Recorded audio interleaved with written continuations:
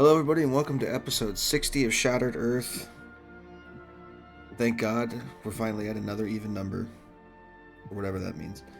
Last time you guys were running through the forest, getting chased by all sorts of devils and devil worshippers as you made your way away from Zazni, absconding with your prize and your newly gotten information towards the settlement of Brevet, with an eventual destination of Providence sometime in the future. Last we left off, I believe you guys had just finished the battle, wherein you were accosted by hellhounds, bearded devils, and one very angry bone devil, who got decapitated by a Randy Orton out of nowhere, like MMA move or whatever, or double WWE move. And teleport suplex. Yeah, teleport suplex, exactly, from the top rope. And you have decided to make camp for the night within the boundaries of Lemuel's tiny hut.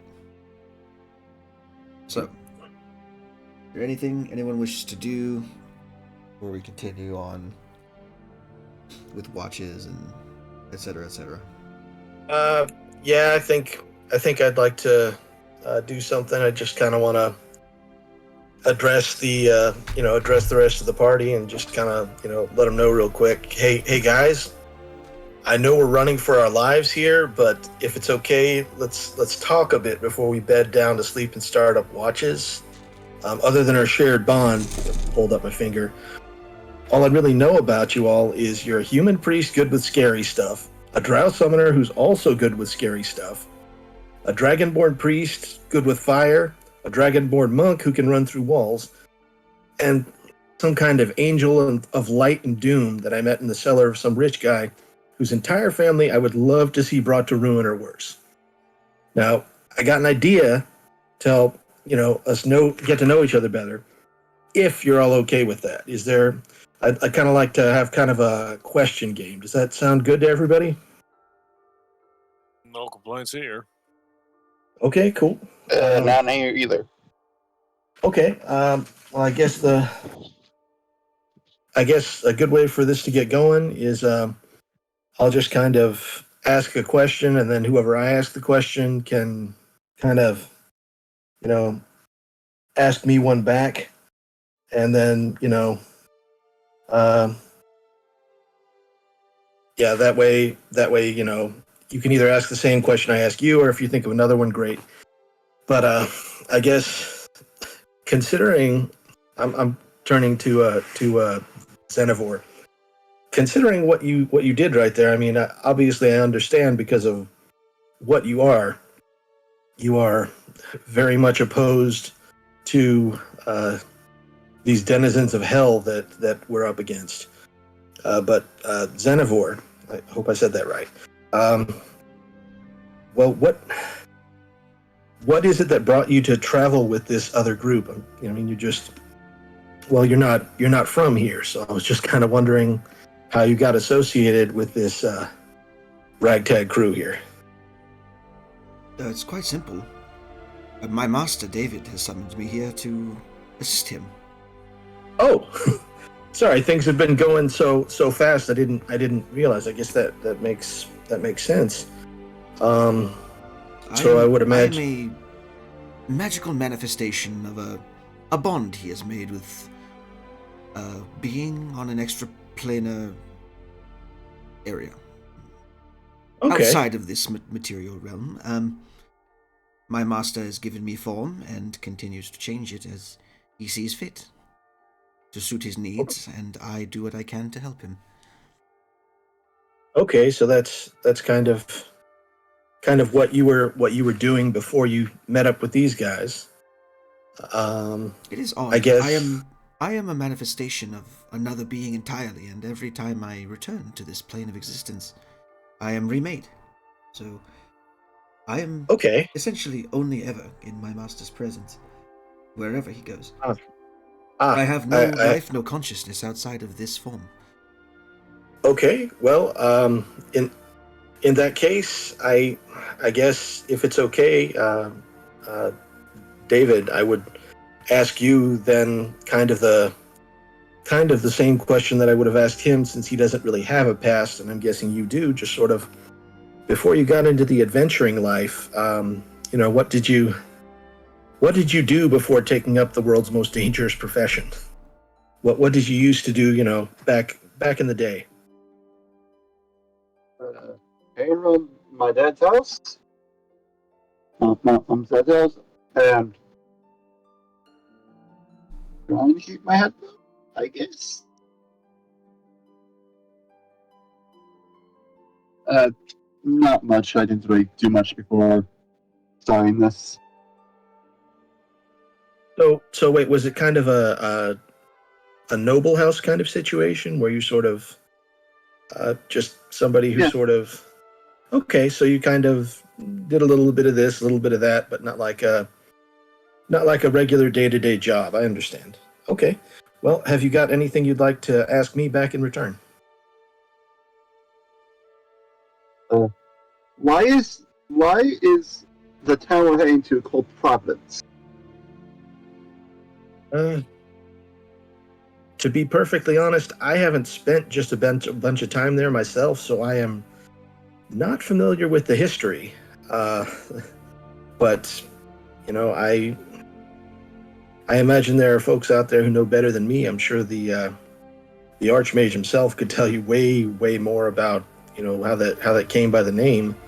I mean, I know it's a word with a positive association, and I know when I was there, I saw like a surprising number of druids. There were a lot of druids around. I don't know why, but I mean, I guess it is kind of out in the woods, so maybe it has something to do with nature magic or something like that. Not really sure, but that's pretty much all I know about the place. I wasn't there very long before I was Okay. sent on my way to assist you guys.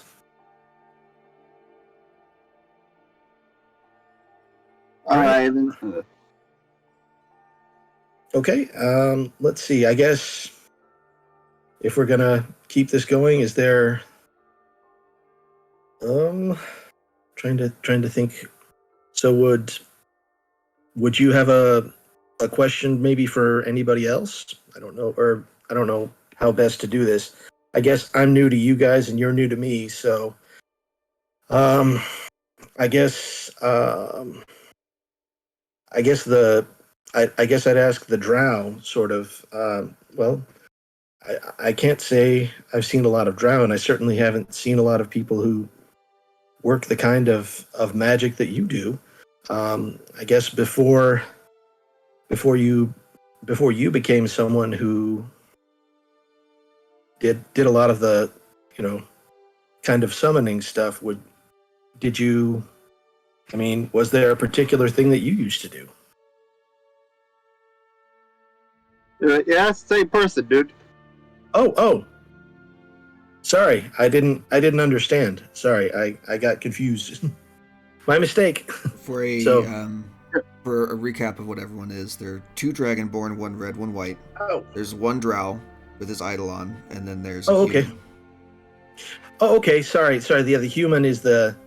Yeah, I think the human was the one I had the other question for. Sorry, I got mixed up there. It's just all been such a blur. We've been running for our lives. Okay, so I guess yeah, uh, human fellow. I guess before it seems like you have some kinds of unusual powers of the grave, from what I've seen. What exactly? Well, what sort of thing did you do before you went on the path of the holy calling? Uh, I was a blacksmith. Really? That's Yeah, quite a I know, surprising. that's kind of a jump. I'm just saying, I would have expected it more of the I mean, more of the other fellow, the one who's kind of shown some special affinity for flames and such. So That is okay. the blacksmith answered. That's the red dragonborn. Oh, okay. He's, for the record, he's addressing Valerian when he's talking about powers of the grave. And Oh, stuff. he was talking to Yeah. Valerian. I thought it was a Yeah. question. I'm so sorry. Sorry. Okay, well that makes more sense. Sorry. Yeah, Okay. that's my bad. I misunderstood. Okay, well yeah, that would make perfect sense, working the well, I guess that was a bit out of sequence, but even still, not too surprising. Well, since you're the one I asked the question to and got an answer back from, is there a question of any kind that you've got back for me?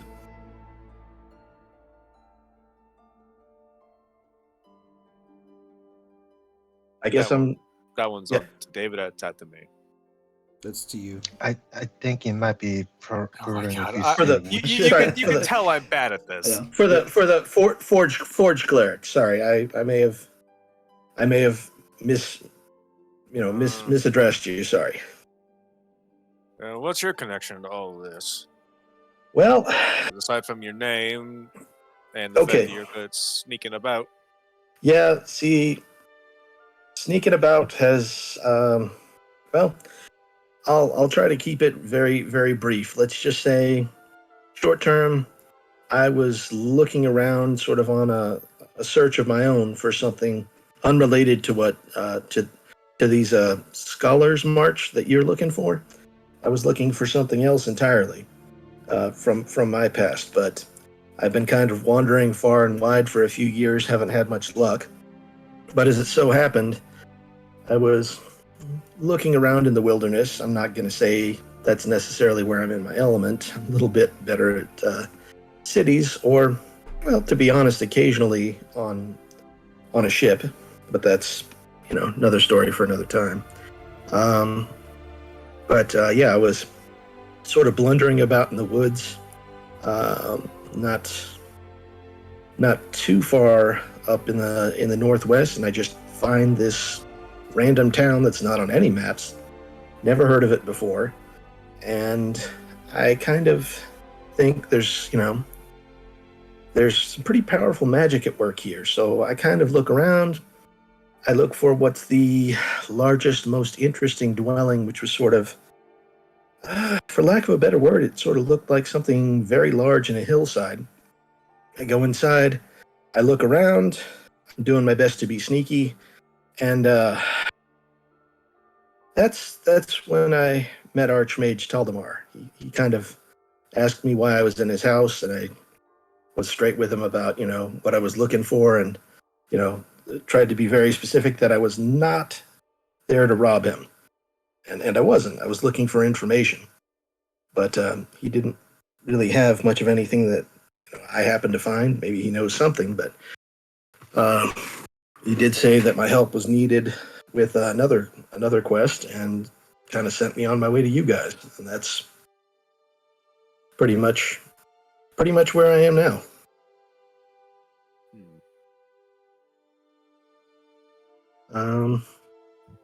Well, I guess then my next would be to Valerian. Just curious, how you kind of got into the adventuring life yourself. Would it be in some kind of a role as like a temple acolyte, or maybe like I don't want to say necessarily gravedigger, but it's a noble profession. Somebody needs to do it. Just wondering what you did before you decided to take up arms and risk your life going around trying to do some kind of positive change in the world, or at least some kind of change, right? I was a student at the college, No kidding. and my interest for adventuring is, well, quite simple: wealth and fame. And the Scholar March was an up and promising adventuring group, and one of my professors had promised me to introduction to them as soon as I graduated.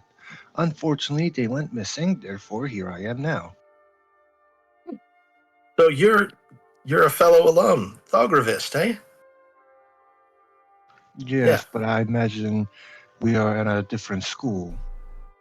If you went to the big one in Onic, I actually did go there, but yeah, I may have gone there a different time than you did, and also it's a big place. To be perfectly honest, while I was You there, misunderstand me. I meant the oh, fraternities.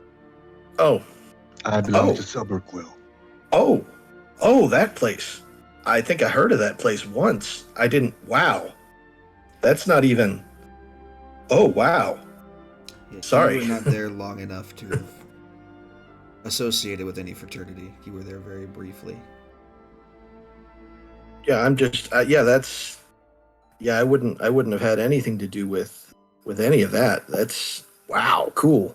Yeah, I was perfectly honest, focused on pretty much every lecture I could attend about teleporting or anything related to that, and I didn't really do much more than the minimum on anything else. So it's just kind of my area of special interest. Let's just go with that, okay? Um, all right. Let's see. I guess. I do believe Valerian gets to ask a question now. Yeah, that it's only fair. Fire away. While I respect your decision and allow me to share my curiosity, I believe some things are meant to be kept in private and secret. The kind that you take it to the grave.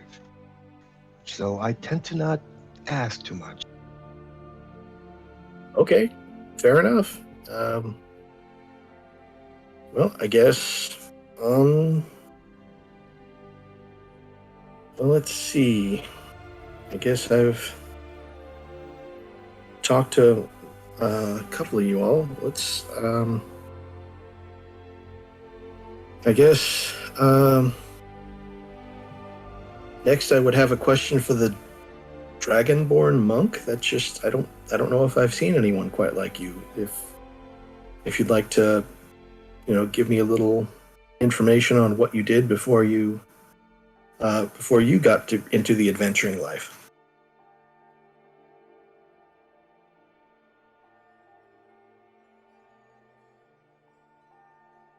I don't know if Devin is. He may have passed out. We will see. You're also muted. I don't know if you're talking and you're muted, but you are muted. Uh, Wait for it. Mhm. Look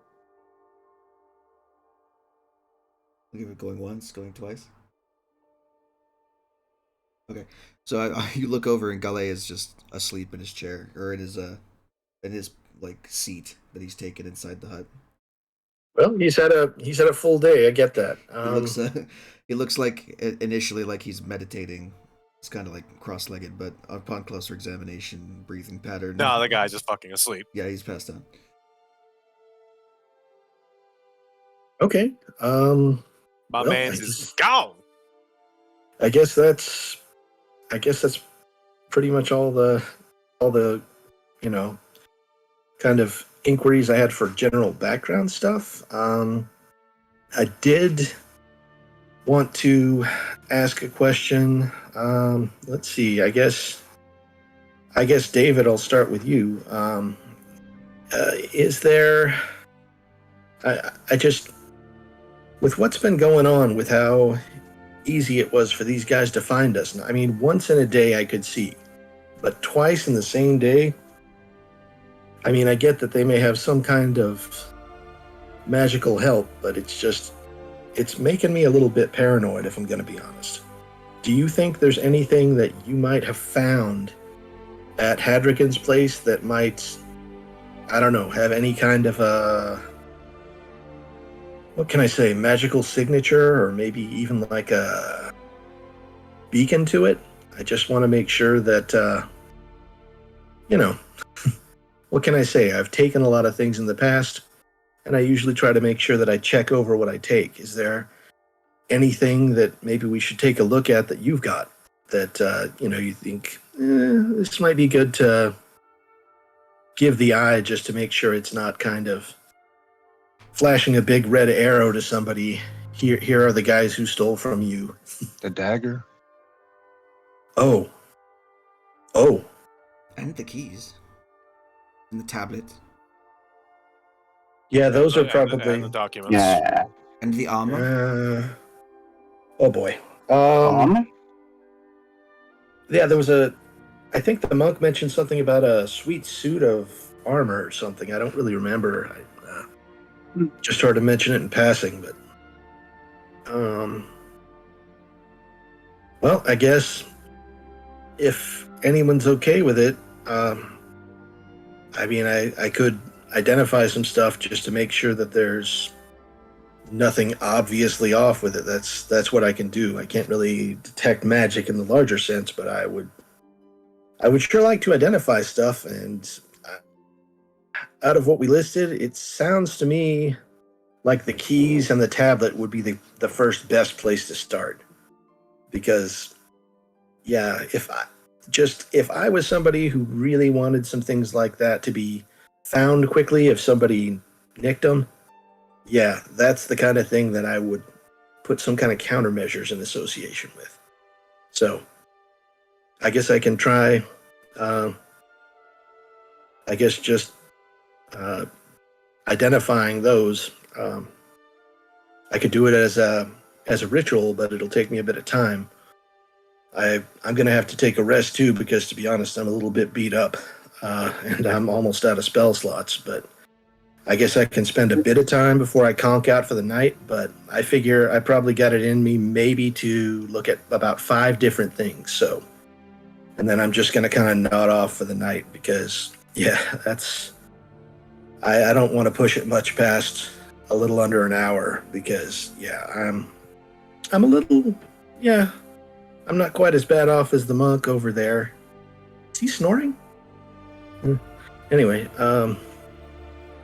yeah, I gotta call it a night pretty quick here. So, but I would really like to not wake up to a bunch of new friends ready to give us a not so good morning. So, all right, I guess I'll just start off with first things first, identifying that tablet. So I'll just be spending the next 11 minutes doing that, and after that I'll look at each of the keys, and I guess after that, yeah, maybe that weird knife thing. And if anybody's got a suggestion after that, I'm open to it. Nobody has one. I got this weird wand I found, and sometimes those are troubles, so I can look at that as the last one, and then I'm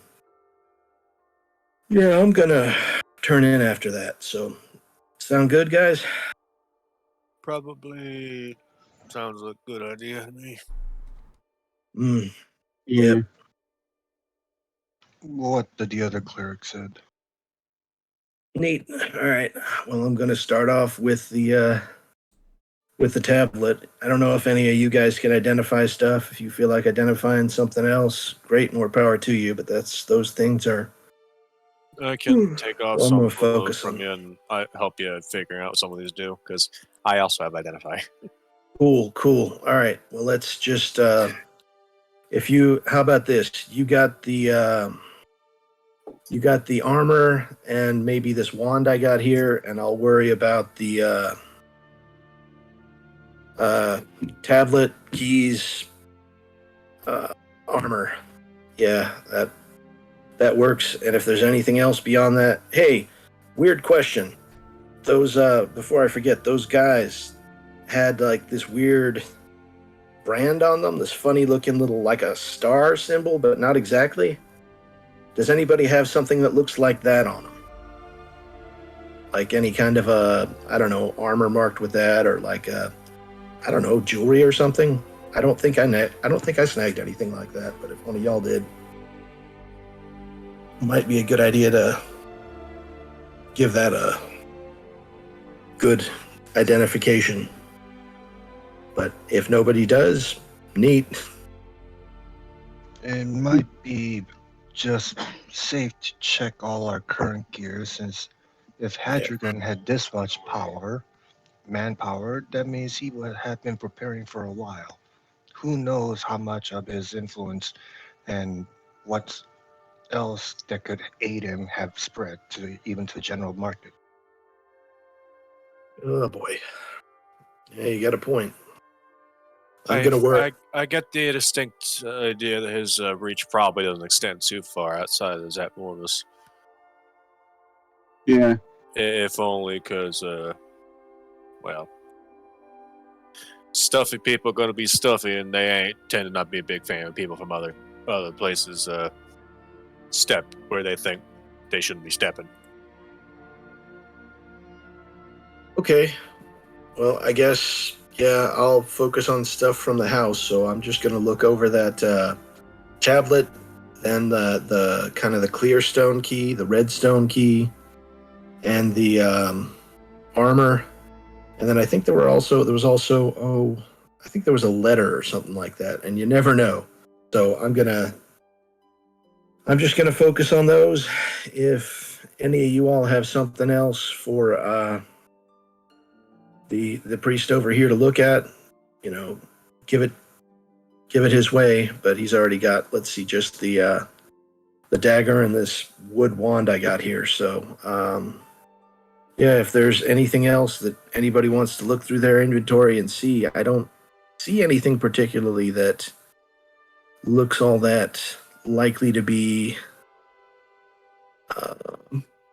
Yeah,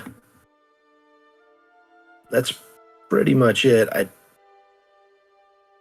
Okay, so don't. when you go to identify the tablet, I mean, you Mhm. basically already know what this does, but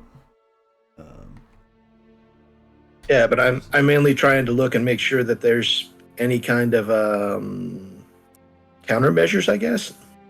So that's Tracking tags. that's the text for the tablet. They're in Discord there. Essentially, it is a tablet that has the sequence for a permanent teleportation circle that exists somewhere. That if you were to succeed on a check, you would learn the sigil sequence for the circle. But if you use an action to break the tablet in half, you can destroy the tablet, but then conjure a teleportation circle to that place. And then you can go into it. right.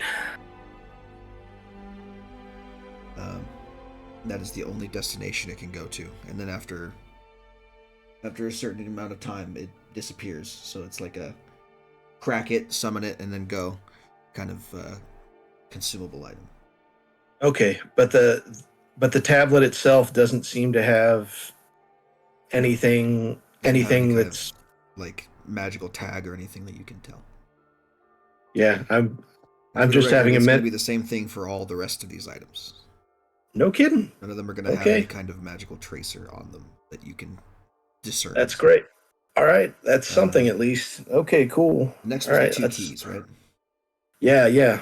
Okay, so the keys ping is non-magical. Huh. Even though All right. clearly they are magical. They have some sort of Huh. magic effect to them, but it seems that detecting that magic is not something that you can do with the identify spell. Okay. For whatever reason, and you are aware of spells that can mask magical auras and stuff. But for whatever reason, the kings do not ping on your magical radar. They just appear as normal keys according to you. Okay. What else?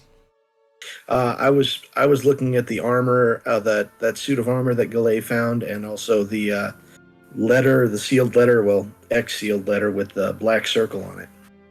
I guess those were the only two things I was going to look at after those. So Sure. Neither of those are magical either. Hmm. The armor was given to him as a recruit of the Sons of Zazany. And it's just, I believe it's just chainmail. It's nothing super crazy, but it has the symbol of the Sons of Zazany on it, which was the important part. And then the letter is also non-magical in nature. It just says what it says on it. It has that black wax seal that whatever I described it as. It was like a circle. yep, black circle. Black seal. Yeah. Okay. Well. All right then. I guess I'm gonna nod over to I believe it's Darius, yeah, if you want to identify the knife and this. I got this little wood wand here, but I have no idea what it does. Maybe something, maybe it's just a stick. But if you want to look it over, great. I think we basically know the basics of what the dagger does, or I assume Gallet does, but that does seem like it'd be worth a lot. So maybe somebody put something on it. If you don't mind giving those a look, it'd be a load off my mind. But yeah, I'm going to turn in soon. Territory. Yeah, I'll go ahead and check the armor and the wand and the dagger. Okay, so the dagger is on Gallet's belt. You gonna try and sleight of hand that away while he's sleeping, or what? Plus, also, you've already identified that dagger. You know what it does. Oh yeah, it's the funny. Yeah. The dagger is the blade of broken mirrors. You guys know what it does already. Okay, well, Lemuel doesn't know, but the rest of you know. You can tell him if you'd like to. I don't know what you're talking about when it comes to a wand. I found a wood wand in the library at Hadrigan's. It was just in an end table up in the top part of the library, I think. Okay, let me Just see if I said can write something down for that because I have a second. unidentified wood wand. That's it. I think it's just a wand. Yeah, the wand is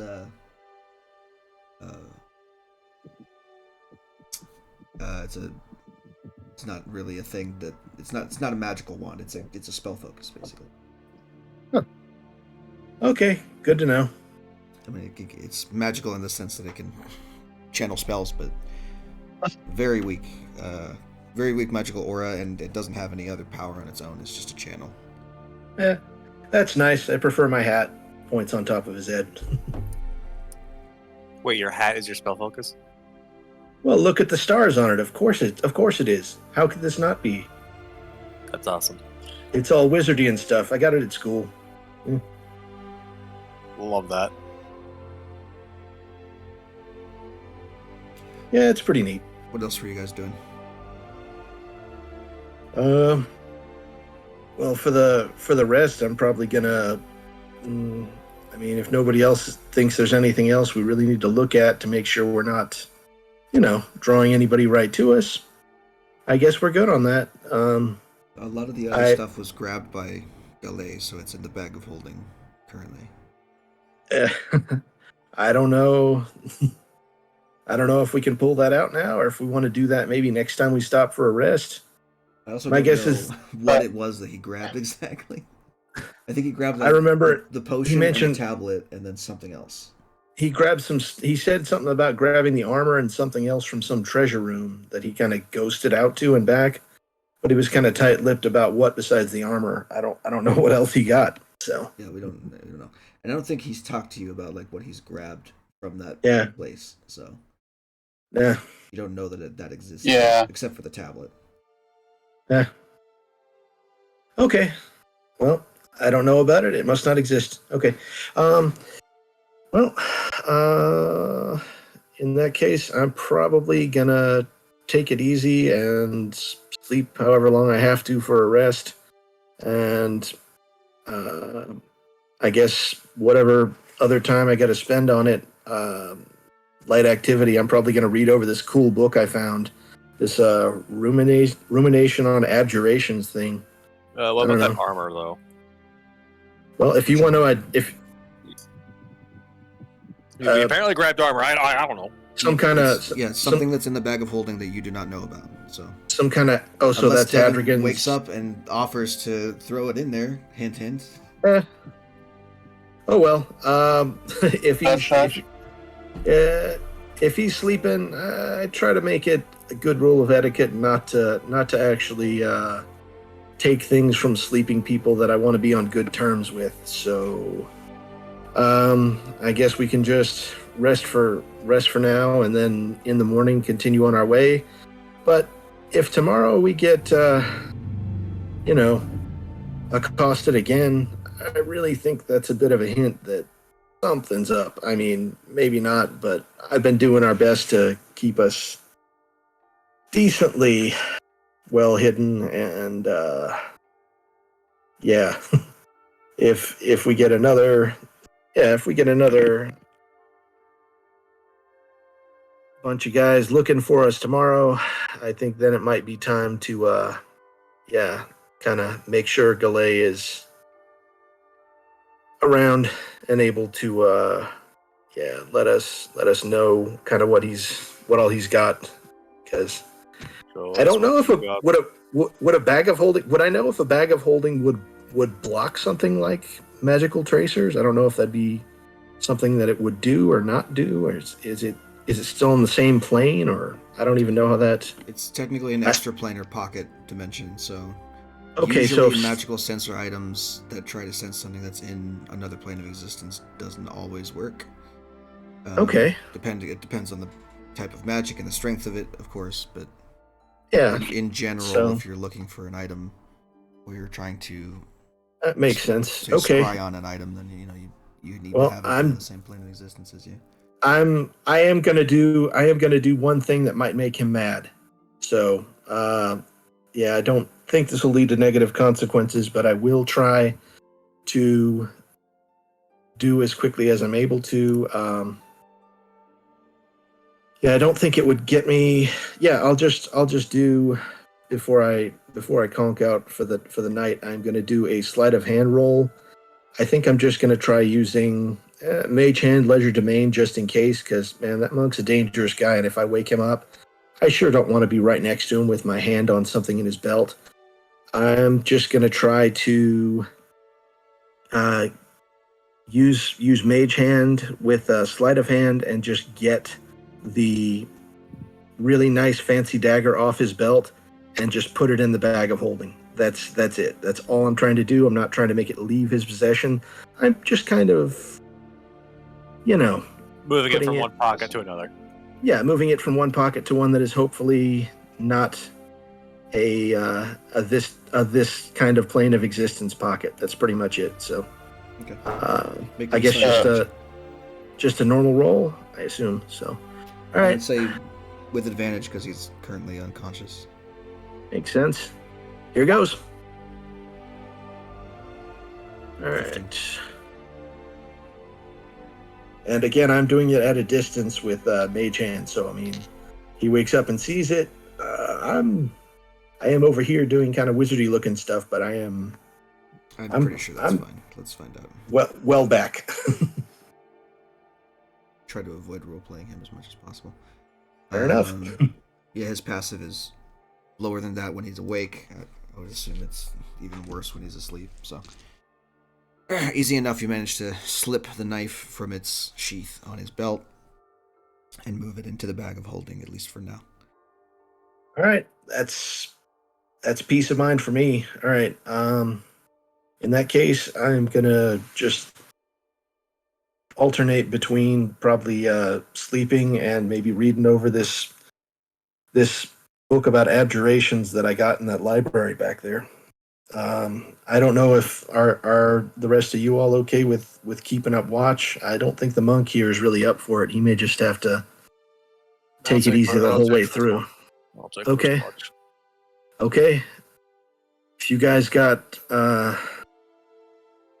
second and third between the two of you, the rest of you, I think that's good. I don't know if I need to do last watch or whatever, but I'll do what I have to. I'm just trying to look through this book. That way, if it turns out there's something, there's something magically that we need to worry about, maybe there's something useful in this book, maybe not. But hey, I'm a wizard. When we get stressed, we read. I'm definitely in the mood for a nice, relaxing page turner. Well, it certainly is relaxing and also very boring. It's essentially a textbook. Just what I need to help me get to sleep. Awesome. Yeah, it's you get throughout this reading of this book, you get flashbacks to points in school where you're like, this doesn't have anything to do with teleportation. I'm not fucking paying attention. And then you just fall asleep in class. That's the general vibe you get from this, is that it's very much like, it's a very much theoretical discussion of abjuration magic and Okay. what exactly makes a good abjuration spell, like a strong foundation for one. Theory for like how much power to apply to one, if it's really worth it in certain cases, etc., etc. The creation of abjuration spells, generally speaking. When to abjure and when not to abjure. Yeah, you start nodding off very quickly. Yeah, I'm paying attention. Yeah, 5 more minutes, Bobby. Yeah, I guess I'd probably, I might try using my knowledge of protection from good and evil that was in here to just kind of get a feel for the way that it's written, kind of as a, not exactly as a key, but sort of as a, how I know it and kind of how it's laid out in here as kind of a, getting a sense of the writer's voice, because I understand the basics of how that actually works. I was going to have you do this. First of all, roll a Constitution saving throw. Okay, sounds good. Is it really that dry of a read? Yeah, exactly. Oh, it's... See if you fall asleep. How early? It's not about the book. Teleportation, so not my favorite. Okay, I think this is right. Did I do it? Okay. There we go. 19's pretty good. So you actually managed to stay engaged with it for longer than you think you would have. Mainly because you get to a section about crossing over abjuration and other schools of magic in order to create alternate effects. Just in general, the most common application of creating two different kinds of magic together in spells that already exist is like conjuration spells. For instance, the book mentions specifically spells that have to do with summoning dangerous extraplanar creatures often have a component in them that you create a magical abjuration circle on the ground that protects you from it while it's doing whatever your bidding is. And as you're going through that kind of section, there is another section on abjuration crossing over with enchantment spells as well, which is, as you can tell just by the book itself, it is dog-eared, presumably by the owner, by Hadrigan, for a reason. And you see diagrams of pentacles and various magic circles, and one that catches your eye is one that's very similar to what was on the safe in his office. Okay, I guess I'd maybe try reading on a bit more about that. That interests me. That's something that might directly relate to what we picked up out of that safe. So yeah, I guess I'd make another Constitution roll to see if I can look into that a bit more. I would say make an intelligence check. Okay. Straight up intelligence. Just a check, not a save. Just check. Okay, got it. Okay. At this point, you're getting very, very tired. It's hard to concentrate. You think there might be something worth learning here if you spent more time on it while you were not nodding off. Fair enough. But it gets to a point where like your eyes are heavy and you can't remember the last 2 pages, and you're like, I need to pass out. All right. So you shelve the book for now and take your rest for the evening. Calling it a day, guys. While you are doing that, Darius, go ahead and make me your perception check for your watch.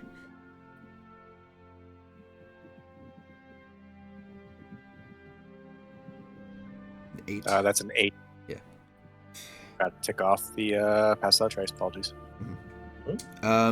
You guys have kind of set yourself up in order to camouflage with the rocks around you, which unfortunately is kind of a double-edged sword. On one hand, you are more or less protected from just a general glancing eye. The outside of the dome is an opaque, like dark gray to match the stone around you from a little tiny, rock outcropping that you guys have set up next to. Yeah, but The problem with that is that surrounding yourselves with these rocks doesn't give you the best line of sight. So unfortunately, you are unable to see very much from inside the dome, and you are mainly relying on hearing to detect whether things are near. Fortunately enough for you, there doesn't seem to be anything in the immediate vicinity that catches your attention, other than the occasional rustling of grass where like a field mouse would pass by, or at one point there's an owl that lands on the top of the dome. You can kind of see underneath it as it's kind of looking around for prey within the boundaries of the field that it's hunting over. But other than that, on your watch, there's nothing else that really comes up that's of interest. Anyone taking second, or are we just leaving it to... I'll take a second. Go ahead and roll me a perception check. I swear I know where perception check button is. On the left, near the bottom. Don't rush me, you youngster. It's great because they're all alphabetized. 14. Easy enough. Do you have dark vision? Or no? No, I do not. So, But if I was taking watch, I would have had a torch ready, so I would have been holding it. yeah, that wouldn't be visible outside, but you should be able to like see out of the hut, basically. Although you probably just see night sky and a couple of rocks, maybe. right. Oh, I don't we're know in that- a hut? Yeah, You're we're in a hut, tiny so hut. yeah, I guess the Oh, light the light probably wouldn't go out, would it? No. Mm. I was gonna say the light. As long as the dome is opaque, the light wouldn't really. No. Do anything. If I'm in a dome, I'm not going to try to get the light. I'm just keeping eye out to make sure nobody, comes to, we're in trouble if somebody breaks the dome. But that's about it. So that's all I'm doing. Yeah, because it doesn't take like a disintegrate to break a tiny hut or to spell magic. Yeah, there's a number of ways to do it. You could burrow underneath it, etc., etc. So yeah, same thing with your watch. There's not a lot to really say about it, other than the fact that you are, beaten up and tired from the previous day's events. You keeping an eye out as best as you can through the through the barrier of the dome into whatever darkness you can see. Thankfully enough, it doesn't seem like anything crosses your path. Is there a third watch that anyone wants to take? I can do it. Okay. Go ahead and roll me perception. Both you and Xenivore. Xenivore would be up. Xenivore doesn't need to eat or sleep. There you are. God damn it. Why the advantage? Because something is screwed up on the thing. I'm looking to fix it. Got it.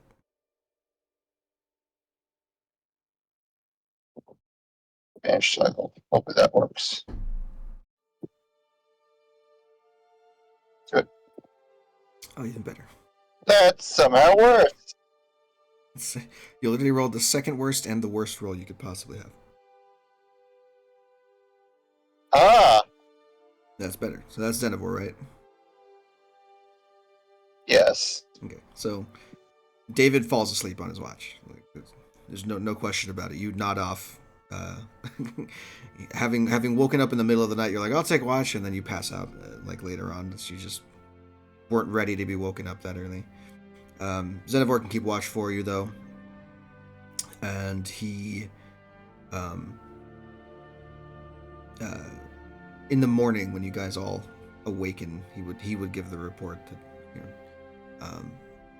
as far as he could tell, nothing strenuous happened during the night.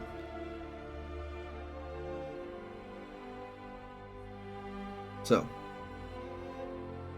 As you guys awaken from your sleep, gathering your various items, go ahead and give yourselves a long rest if you haven't already.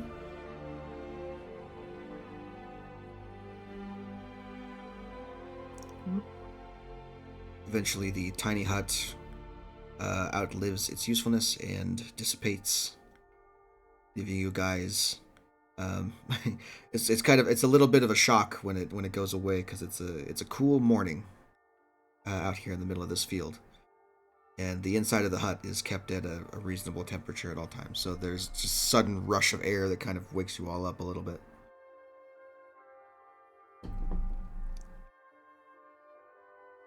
The day is yours.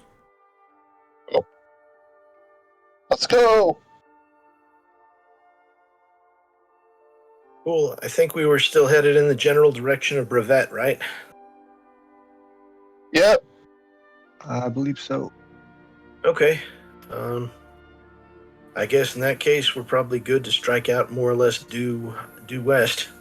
So let's just do that, and I am gonna do what I can to.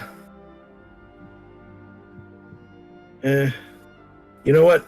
Yeah, let's just cut west through the, I guess west through the wilderness, and then maybe southwest to Brevet. If that sounds good to everybody.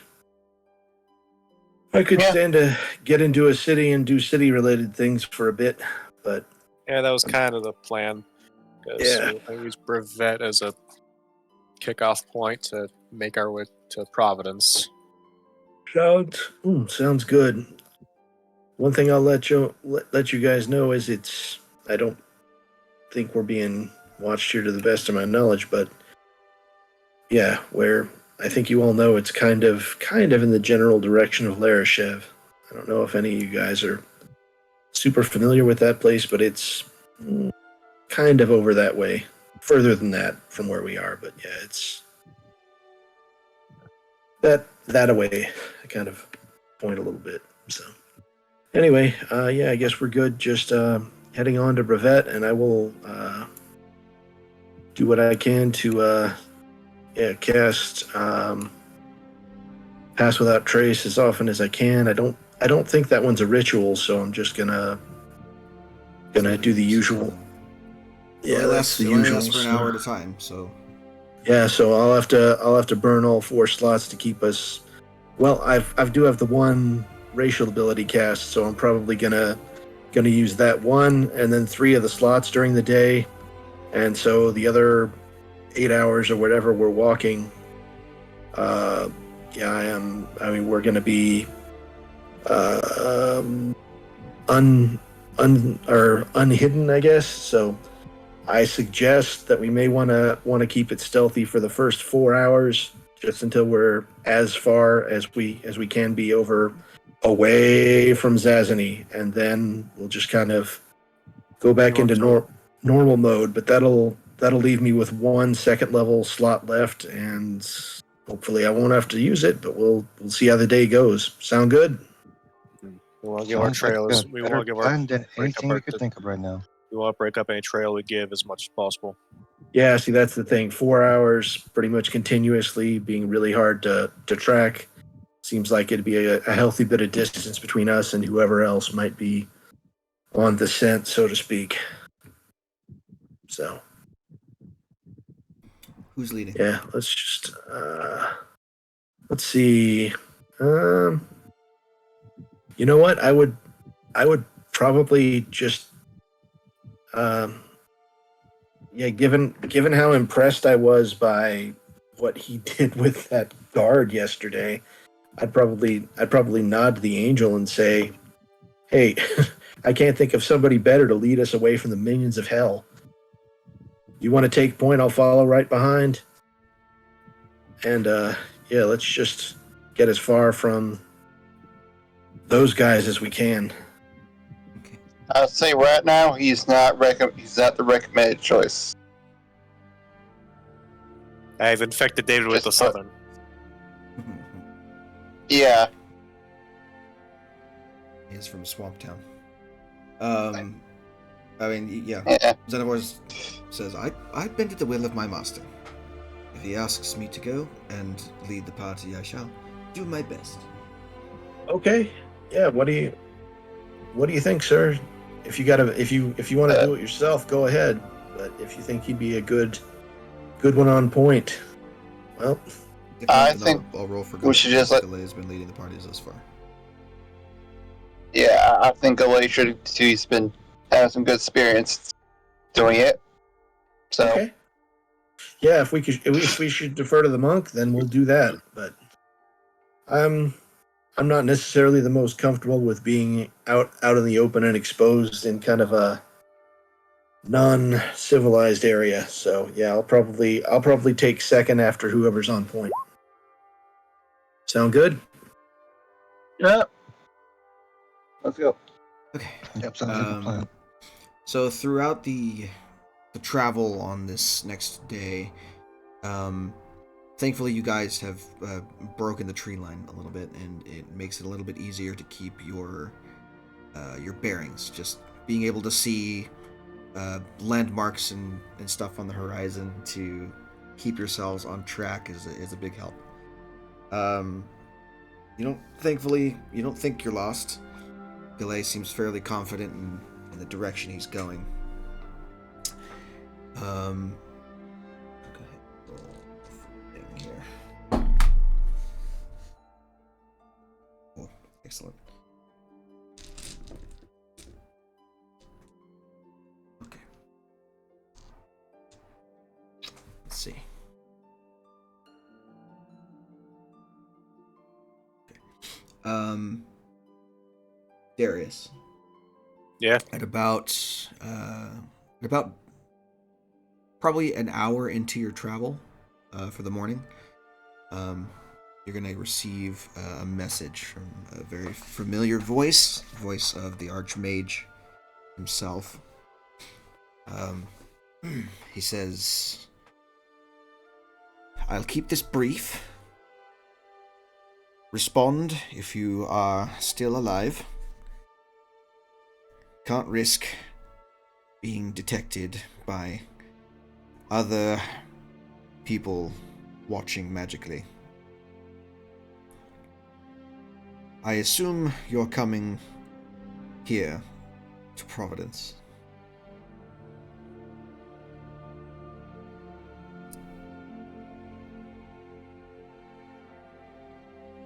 Is that the end of it, or? Yeah, that's 25 words. Yeah. Darius will respond. We're alive, and you're correct about our destination. Got some things you're gonna want to see. Okay. I didn't count, but I feel like that's probably under 25. Well within. You had like 15. He responds back again, second sending message.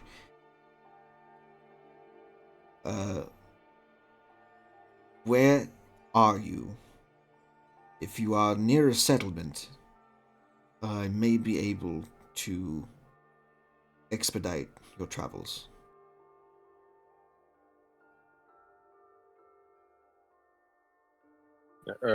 Darius will, I guess, respond again near Brevet.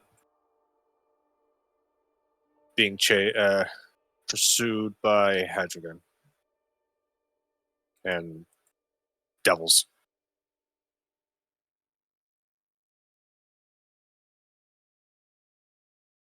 Okay.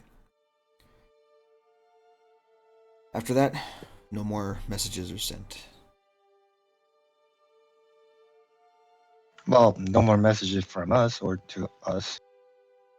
No more messages from him to you. To any of you.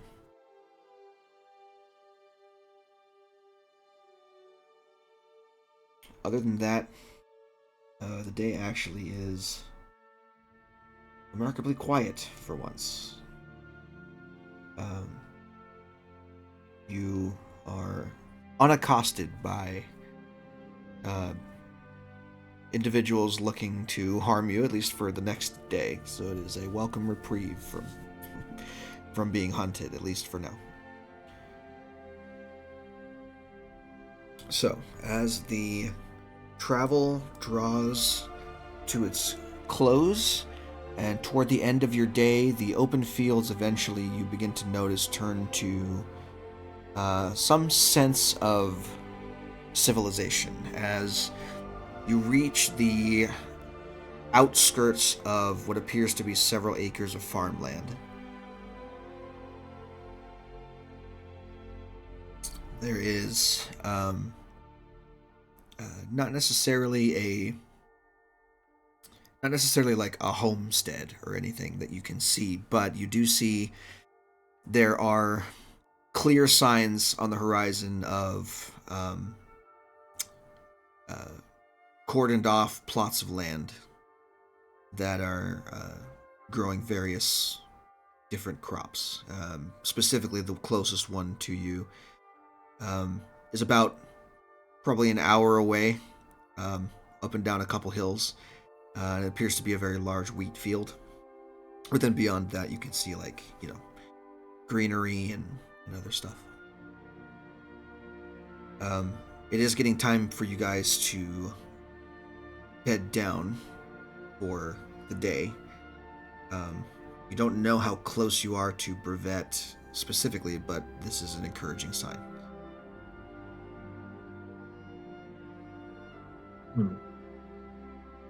I'll take the first watch. Oh. I'll take second. We'll take third. Okay. Those of you who are on watch, just make me perception checks now, and we can deal with that as they come.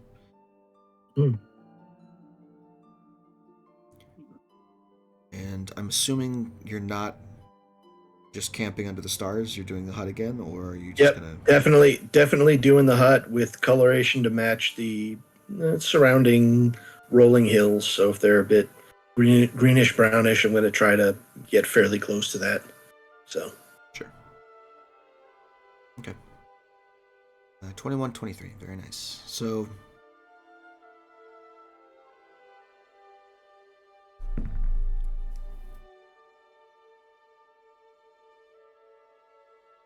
Okay. So throughout the night and throughout each of your watches, there is once again a reprieve from anything dangerous that you can sense. The only thing of note is at some point you do see just over the hill in the fields in the distance, you do see at some point a little tiny pinprick of light that moves kind of perpendicular to you. You assume to be some sort of night watch guard of some kind, maybe a lantern or a torch. Probably not an open flame, but probably a lantern maybe.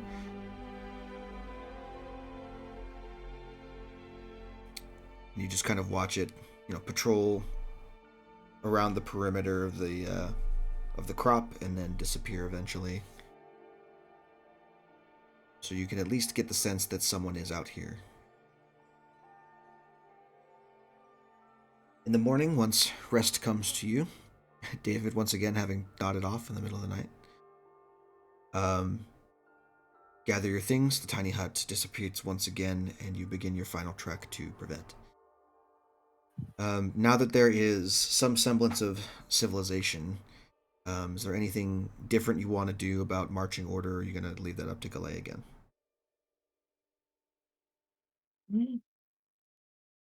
I guess he got us this far this safely. So if he wants to take point, I'll follow right after, and yeah, we can just do the same as before.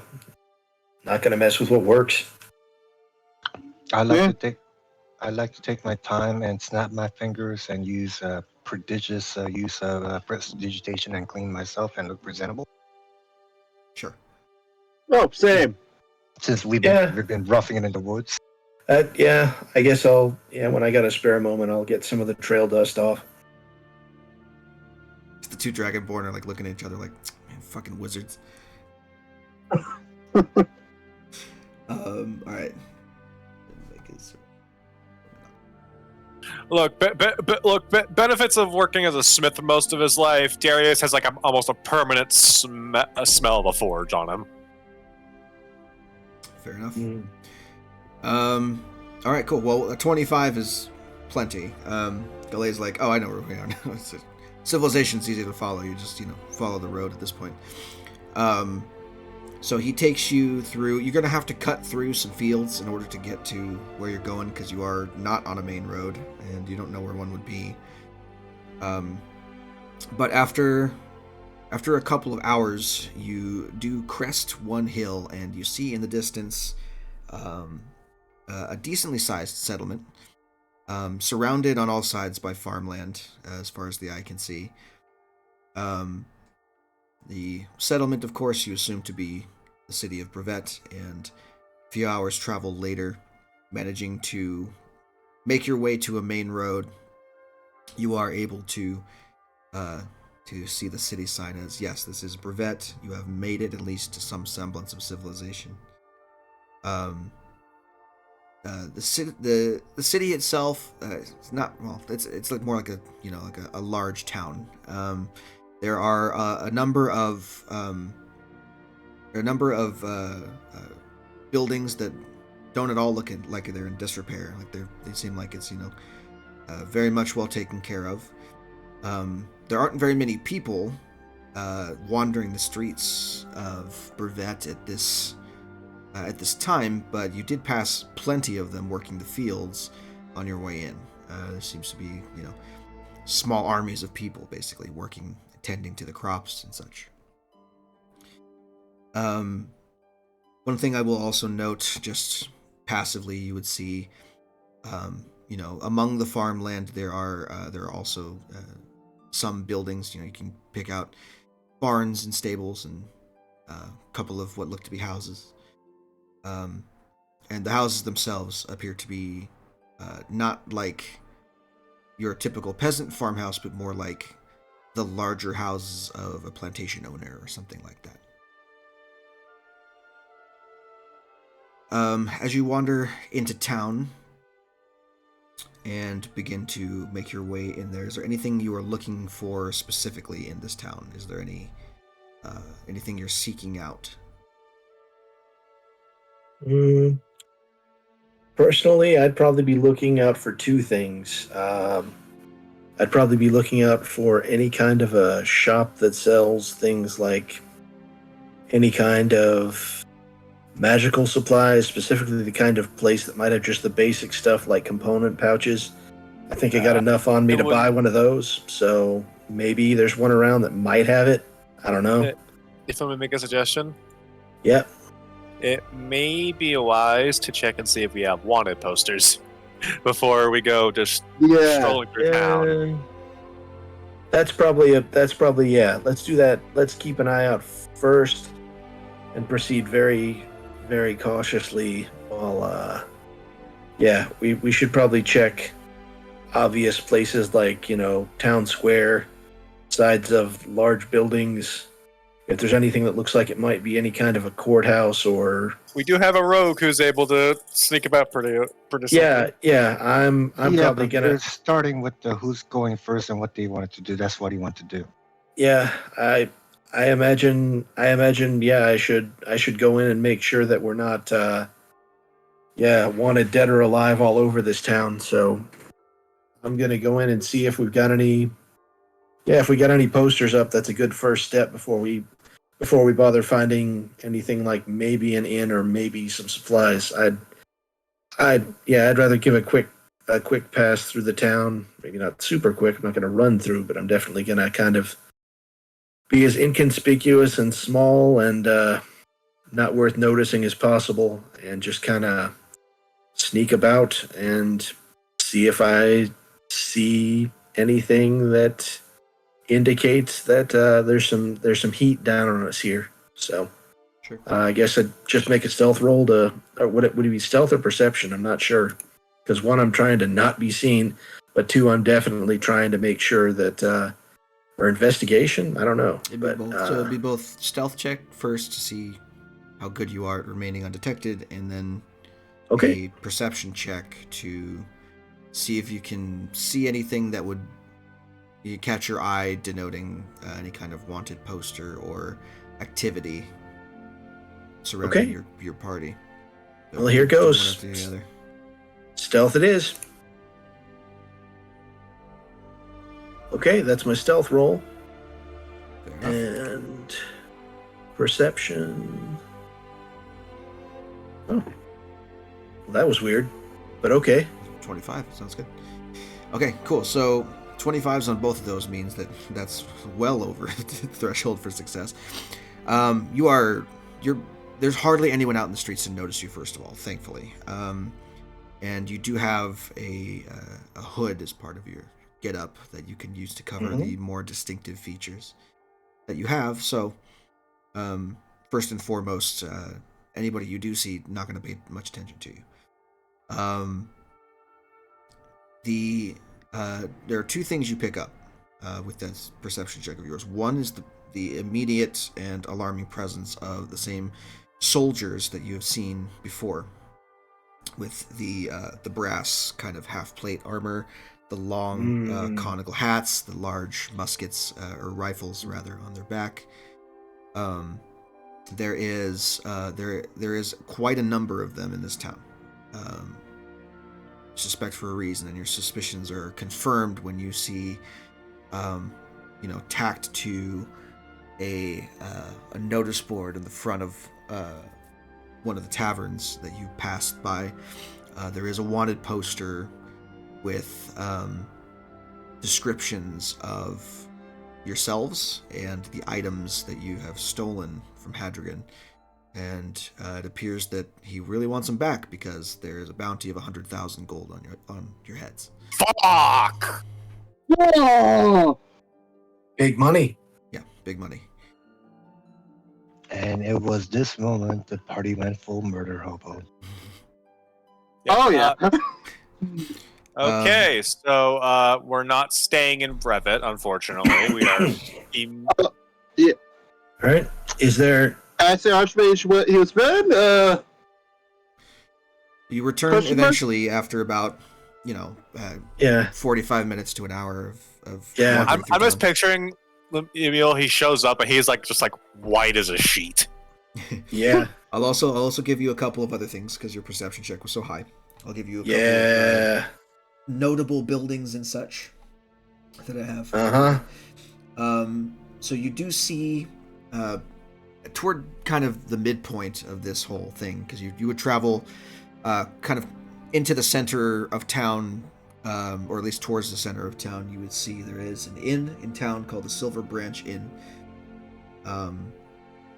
There is and then there is, you guys are approaching from the east of Brevet?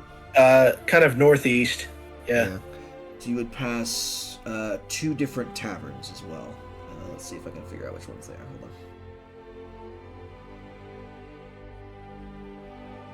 South, north. There. So that one. You pass one called the Scarecrow's Loft, which at first glance appears to be just a large barn, but the tavern sign on the front says otherwise.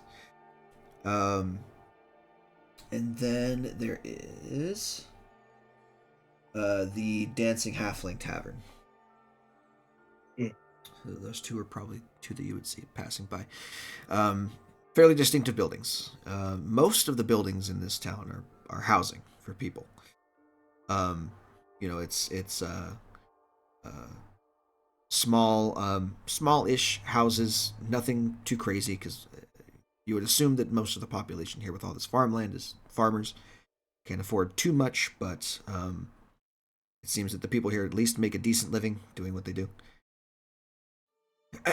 And for the most part, there's a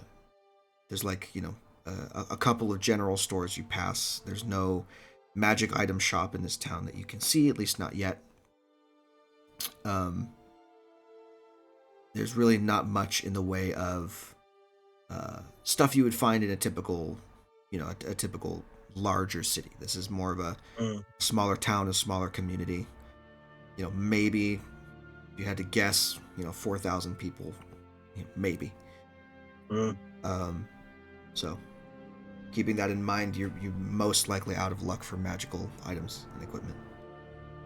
Okay, yeah. The only thing I'd really be looking for is a component pouch anyway, and I'm not gonna risk another encounter with those guys if I can possibly avoid it. I'd probably mention to the rest of the party, give them the rundown on what I've seen, and suggest to them that we might not want to go into town proper at all. I mean, it just doesn't seem like the reward is worth the risk. Pun intended, because I'm definitely mentioning that 100,000 figure. Yeah, that's a lot of reasons.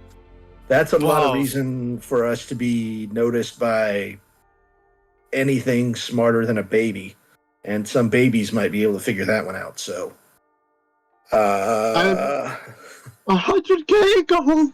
yeah, I like the idea of just kind of striking out north and staying well off the road, because that's a lot of money. Uh, yeah, unless there's anything anybody desperately needs in Brevet, is there any reason why we would even want to be in the proper part of the We were town? supposed to make. We were told we could make a bit of expediency to head to get to where we need to go. All right, if you can do it, I suggest briefly Because contacting Darius our would friend. have told her about the Yeah. messages he had. Yeah, I would contact him, let him know the situation. If he thinks we should meet with someone here, maybe we can do that. But if nothing else, I don't think we should not be, just galumphing around this place as a group by any means. So, yeah, if you want to have a quick word with him about that and see if he has advice on us doing anything other than immediately striking out north, well away from this place, and quickly. He needs to speak up, because yeah, this is not the kind of place that's big enough to hide, and it's And not we the don't kind of examine. place. We're not It's not exactly the subtle. Yeah, it's not the kind of place that's small enough that nobody would have heard. Yeah, we are known of here, and especially by people who may not have a lot of money. That's not the kind of party I want to attend. So yeah, you may wanna talk to the Archmage and fast. Otherwise, we need to not be in Brevet unless there's a real good reason otherwise. I hear you loud and clear. We have a sending stone, don't we? You have a sending stone to the Praetor, but to the Archmage you do not. Shit. You do, as a cleric, have the sending spell you could have prepared today. Let's make tracks. I'll be sure to. I'll sort it out in the morning. I'll sort out I'll try and make an arrangement tomorrow. Oh, Okay. I'm saying if you wish to have had it prepared today in preparation for you needing to contact him, you could have prepared. Then I will then. I will have then. Oh, I already have it prepared. Lamau. Yeah, there you go. You should be okay with that then. So let me know what you're sending to him, and I'll respond. I'll say. Let's see. Let me jot this down.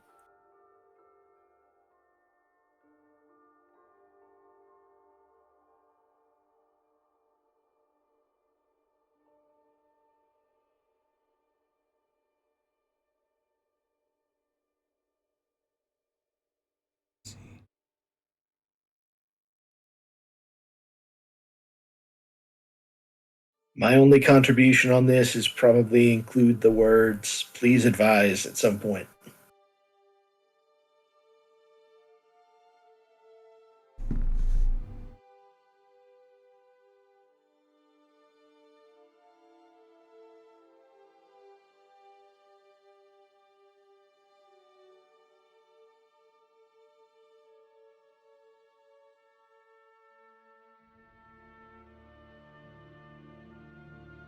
I'm trying to think.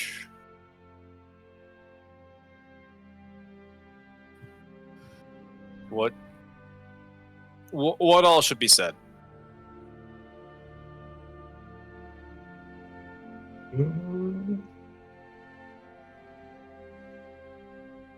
I would say maybe something like, let's see.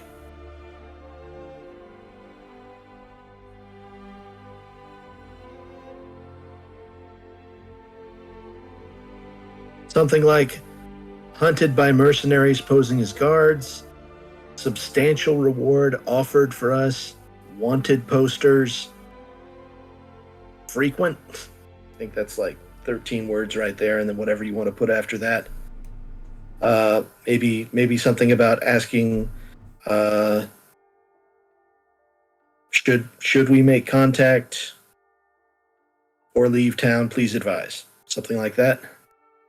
All right. Let's see. Or maybe who should we contact, or should we leave town immediately? Please advise. Yeah. Yeah. Lots of please advises in that. And you know what? Yeah. I can't blame you. It's like 3 or 4, please advise. You just need to say it once, but yeah, if there's a way to say it in large font, if that's how it works, then yeah. Big letters. Yeah.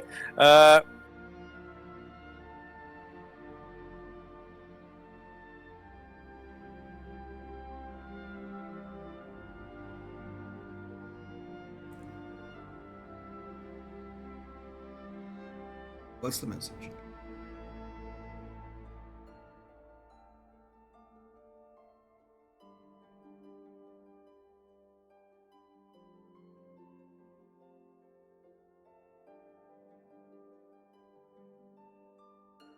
Let's see. Near Brevet, can't go in. Bounties, Hadrigan's men here. Please advise next step. That's 13 words exactly. Okay. There is a small pause and then a response from the Archmage. I can come and retrieve you all, but I need a landmark to transport myself there. Somewhere prominent that I can detect from where I am.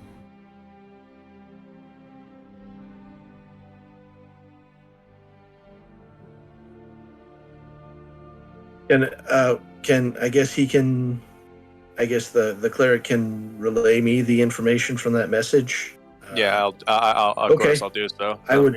I would probably mention the outermost of the taverns that I saw. Would that be the Scarecrow's Loft? Probably You're whichever equidistant from both of them. So there was a Scarecrow's Loft, and it was the dancing halfling.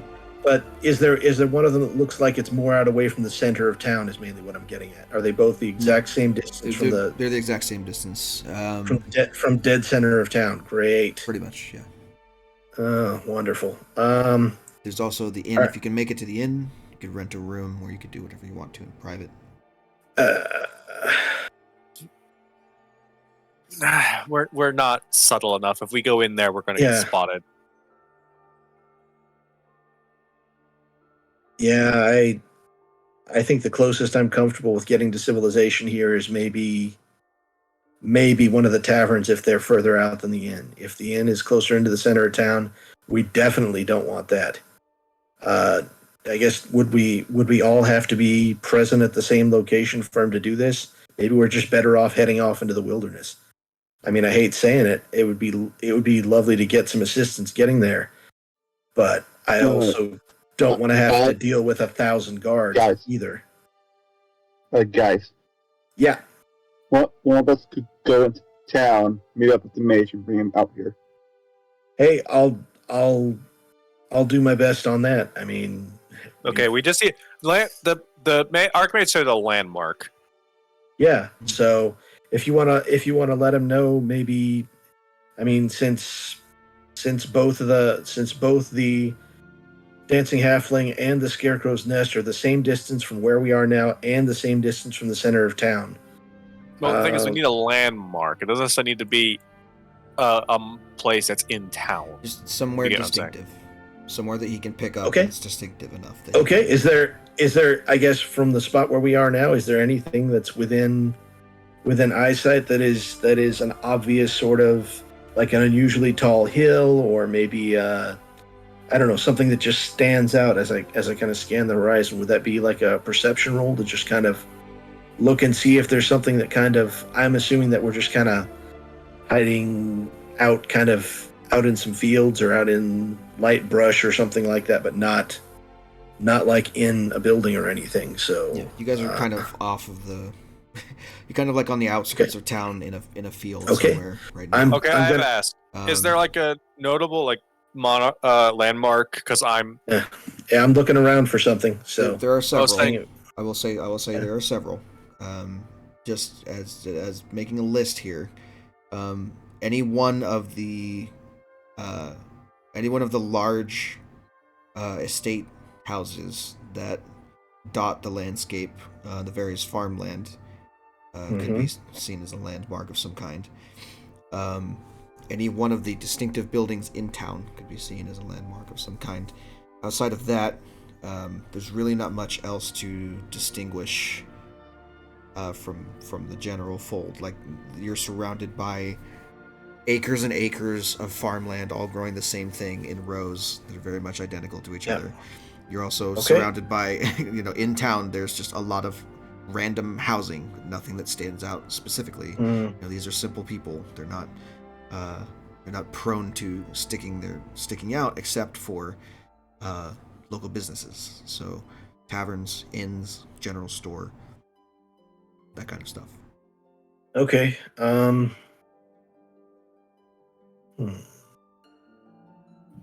Okay. Well, I got an idea. If nobody else has a better one, I also have an idea. Let's hear yours. You spoke up first. Go for it. I'll consider mine as a backup. We can pass without trace, and either going through alleyways or just wait until night. We can try and stealth path and go near one of the taverns. The guy teleports in, and then we vamp out.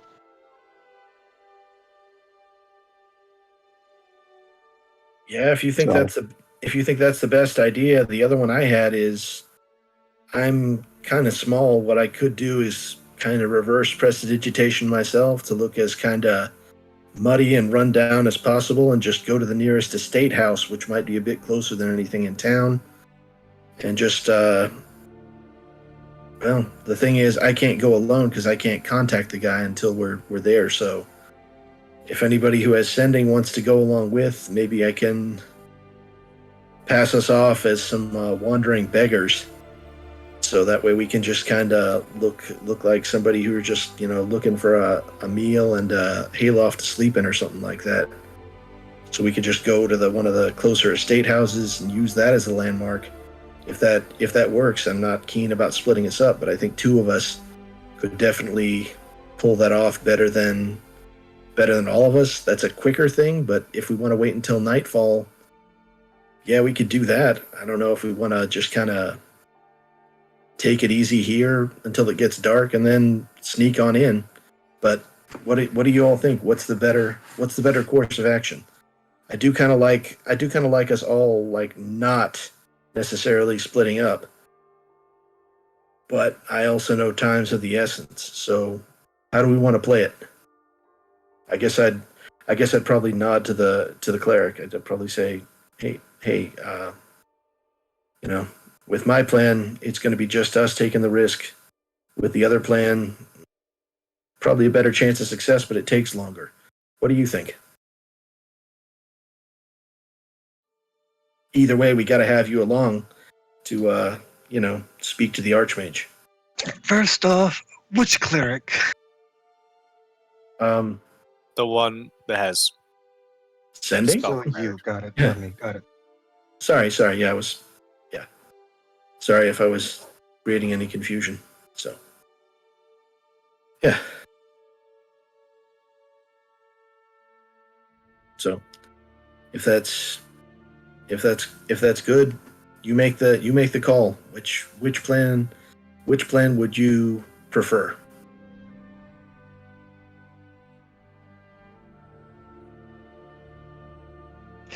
Me as a player say we should go with the brass plan. Me as a character said, fuck that, take the safer path. So I'm in. Hmm. Undecided character. Fair Yeah, enough. let's go. I say let's all go to the I guess plantation area and just use that because like the time it'll All right. take them to mobilize is not going to be Yeah. relevant. But if he's able to guess out, Yeah, I guess we could just. I guess we can just wait until night and do that. If that works. If there's a plantation house less than an hour's journey from where we are here, then we'll just wait till dark, go over by it, and then hopefully between cover and night and a little bit of pass without trace, I'll just use the 3rd level slot to make sure that we're as concealed as we can be. We'll just hope that's good enough to, get us picked up, but not picked up by the people we don't want picking us up. Yeah, that makes sense. So, all right, I'm good with that plan. If anybody else has something else they want to do, okay. But man, I would certainly much rather head for a plantation house than go casually introducing ourselves to a dozen guards at a tavern. So, sound good? Yep. yeah. All right. Resolved. We'll wait till nightfall, and I don't know how much day we've got left. So much day. So Much day. I guess. it's my fault for forgetting this, but there's not really ever a night cycle, Okay. right? Because there's Oh. the whole thing is lit by core light. So. There's technically a night cycle, but same manner's not. Yeah. So Okay. if you're okay with me retconning some stuff, it's too hard to keep track of this fucking thing. I will say It's that never going to when- be pitch black. I will say that Nah. when it is Dimmer at its dimmest. during the day, it is as bright as if it were sunlight out, unless there is overcasting dark clouds, Right. like rain, inclement weather, that kind of thing. And then during what would normally be night, that light dims to about the same intensity as a night with a full moon. We'll call it dim light for nighttime. Okay. Yeah. We wait until Yeah. wait Going until forward, full. because it's so fucking hard to just make everything day all the time. I hate that now. So let's not do that. Yeah. If we're good, if we were to rest up right now, would that take us into full dimness? You can wait for as long as you want to, wherever you are. Yep. It's, I'm just saying, it's up to you. if Guys. If you wanted to, yeah. you guys are toward the end of the day, getting here. Yeah. Just by virtue of you had to spend 8 hours traveling from one hex to another. Right. So you arrived in like the late afternoon. So if we went from late afternoon and like rested right now, that'd take us 8 hours from there, which should be fairly dim period of the day, right? If you went long resting, then Yeah. what you would do is you would get up in the morning. If you took Oh. you could take you can wait any amount of time you want to. If you want to take a short rest, wait Yeah. 2 hours. It'll be past the time when sunset would be a thing. Okay. So, it would be dimming hour, whatever we want to call it. You guys would have Okay. arrived. You would leave at say 8 in the morning, travel for a good 8 hours. That puts you in late afternoon. If you wait 2, that puts you past 6 or at 6, somewhere around. Okay. So you could do All that right, if then. you're waiting for some kind of dimming of the light, as it were. Yeah, I guess let's just do that then. And I'll just do the arcane recovery to recover 1 second level slot, I guess. So, because I think that's all I can do. So, Sure. all right. And then That's- while you guys are resting, choosing your destination, you have 2 options that are close to you. There is to the on the northern side of town. There is the property which has a vineyard surrounding it. And that one looks to be, just from what you can see on the horizon, like you can see a vineyard and you can see the estate house there. There is one to the eastern side of town that looks to be several different kinds of field. I think I wrote what crops each one grew. Hold on. Would be this guy, right? Is it halfway?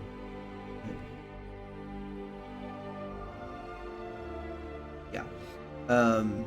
So though that one is less cover. It seems that the fields there don't grow anything tall, except for there is a small orchard on the property. So you could go toward there if you wanted a little less cover.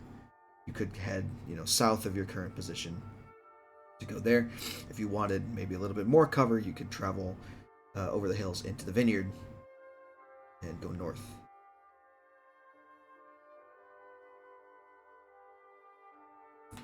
You could also, attempt to travel the long way around and go to the south or west of town.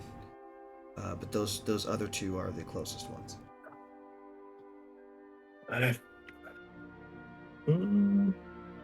Maybe it's just because, I like the vineyard, but does somebody else like something else better?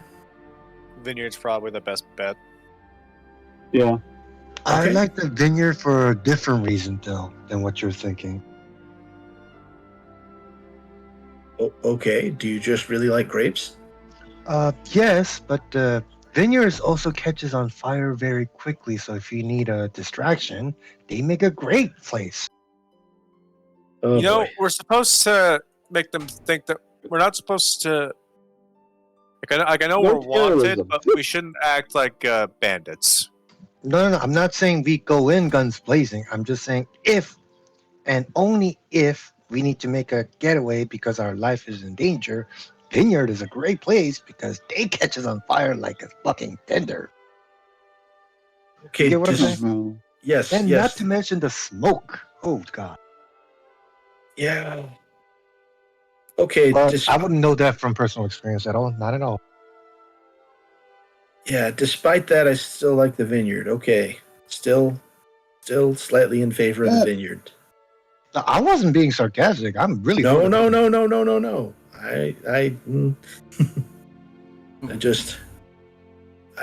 I'm not necessarily wild about being where there's a good chance for fire to be, but I get it if we have to. Sometimes you gotta do what you gotta do to get out with your life, but Yeah, see, like I said, Ooh. different than what you were thinking. yeah. Okay. Yeah, I guess if we're good heading for the vineyard house, I guess I could, just as a maybe distraction, unless anybody particularly objects to it, I'm just gonna kind of muddy up everyone in the party, make them look kind of. Let's not look like well-paid adventurers who stole a bunch of expensive stuff. Let's maybe be some Easier some- said than done when I'm when I'm in full plate armor. Well, all right. If you got a cloak, And draw a it. half adamantine halfling. Well, I'm gonna see what the limits of prestidigitation are to get some nice crusty dirt all over that. So if you guys don't mind, I am going to make you look as not your best as possible. Let's be beggars. Sound good? Looks at the angel. Shows a thumb. Yeah. I mean, There's only so much I can do for someone glowing with the light of heaven. you don't I have mean- to have Xenivore out. I'm just saying. Yeah. Yeah, Just I think dismiss it. for right now, it'd be a really good idea if we're trying to be quiet to just kind of. The problem is, it Alright. takes time to resummon him. Yeah. Wait, hold up. It's Xenomorph is fine, fine. right? Wait, Yes. what else can he do? Oh, let's see.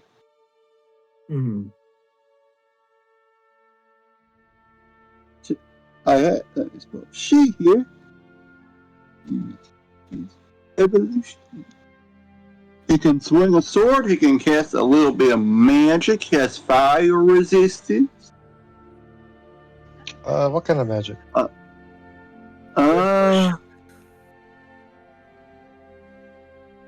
Something. I'll find it. Spells. Disguise self, polish rebuke, and burning hands. Disguise self. Yep. Make him look like a beggar. Yeah. There you go. Okay, he is the dirtiest tiefling. Why do you make him look like a tiefling? Because that would be the opposite of what he would normally look like, I guess. Irony, I guess. Yeah. Yeah, it's an unfair world. Sometimes tieflings find themselves in desperate circumstances. Sad but true. Yeah, and also, what other wig thing can I make him look like? And it's just anyone have any ideas? Well, I think that should do it. It's kind of a classic, an angel posing as a beggar. So Yeah, okay. So, just for summoning purposes, I looked it up. It says the Eidolon remains until dismissed by the summoner as an action. So it takes an action to get rid of him. It takes a minute to get him back. If you were to spend a minute to do so, he would be at the hit points he's at when he left. The only time he ever comes back at half is if he were If he's destroyed. slain. Specifically, if he were dismissed or banished, he comes back at whatever hit points he comes back at. Got it. But if we were killed and then resummoned, then he would have half his hit points. So if you wanted to, you could action get rid of him entirely and then take 1 minute and get him back if you think you'll have time for it. Just as In an my option. opinion, the problem is that it takes a minute, and we may need him. yeah, I think I'd rather have him around and disguised than sent away and unobtainable for a while. So It's up to you guys. I'm giving you the option and what the rules are for it, in case nobody looked it up. So there you go. In the meantime, someone said disguise self. I don't know. I wasn't paying attention for the last 2 minutes. So if he's got that and can use it on himself, I don't see why that would be a bad thing. And I mean, it's going to take some decently high level magic to see through anything like that. So Yeah. might as well make him look shabby with the rest of us. Was it basic magic? The basic magic Evo. Yeah. All right. Cool. So Xenivore with his newfound magical prowess, which none of y'all knew he could do until this point, kind of throws a bit of like glittering fairy dust in the air, and then as it descends upon him, he looks like a disheveled tiefling beggar, or as close to it as he can get.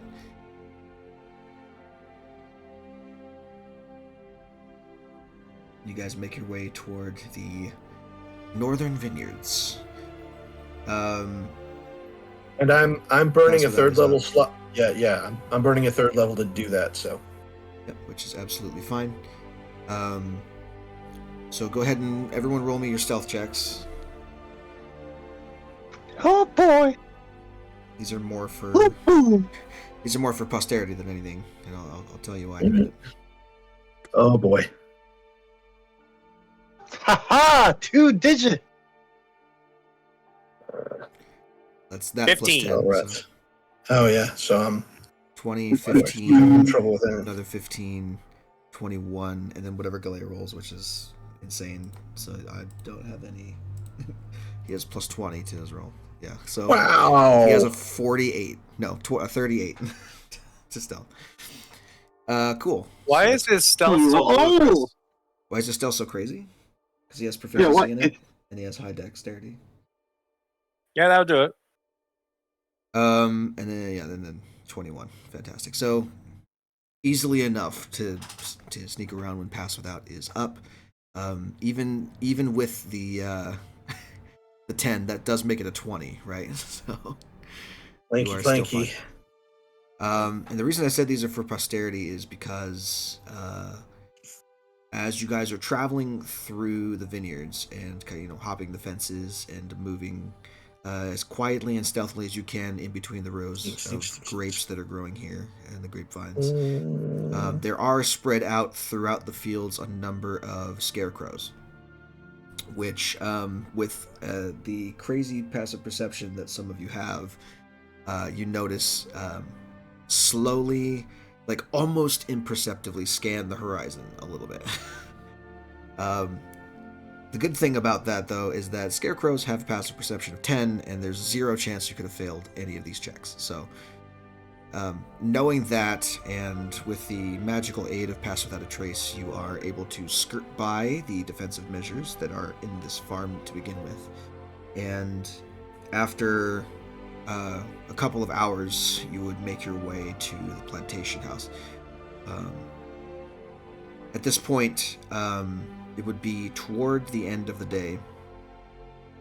As you guys left to begin with to head towards the fields, you saw the workers in said fields had also begun to leave their posts for the day. So the fields are mostly unattended, except for the, at least in this case, except for the sentry scarecrows that exist here.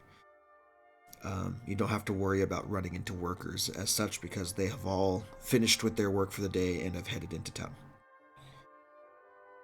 So easily enough, you guys managed to avoid detection, picked a good time to go, and after the next, couple hours or so, at around, say, 8 o'clock at night, you would make it to essentially the end of where the fields are and the beginning of where the vineyard house estate would begin. The estate itself is a fairly large mansion that is surrounded by walls on basically all sides, with a gate that allows entrance from the main road that leads up to this house, the main dirt road. You can see that, aesthetically, whoever lives here is extremely rich. And you see on the gate in the iron itself, you know how rich people with their gates, they like to put like the name of the place on it. The name of this particular farm and estate is the Starkfen Estate. If anyone wants to roll a history check to see if that jogs the memory of anyone, you can, while I describe the rest of the mansion. The walls themselves are covered with a thick ivy, not unlike the the grapevines that are currently surrounding you.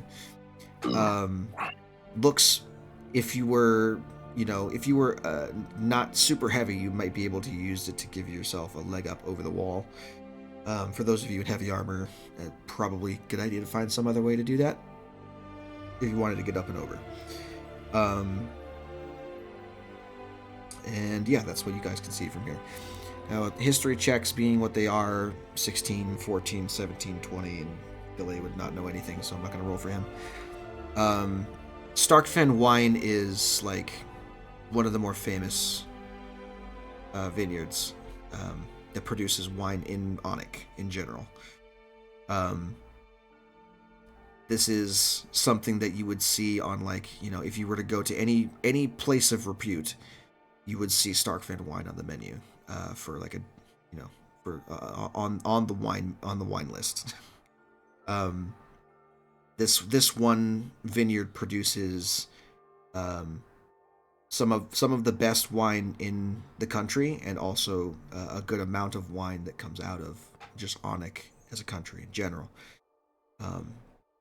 And as such, it is highly sought after, fairly expensive to get a hold of. This is something that none of you would probably have ever tasted, ever. Except for if you stole it. So Lemmy probably be the only one. If you had any kind of if you had any kind of thievery of goods, wine could have been among them. So Yeah. it's sold for quite the hefty penny. Cracking open a bottle in victory could cost you, a couple hundred gold, depending on the wine. Yeah, so that's even what you there. know, Starkfed Estate. You, As for the guy himself, the guy who runs it is, for those of you who got relatively high, we'll say the 20 for David, because you kind of run in noble circles, or you did. The guy who runs it is named Sambor Starkfen, and he has been running this vineyard for the better part of a century, probably 80 years or so. You know that he's an elf.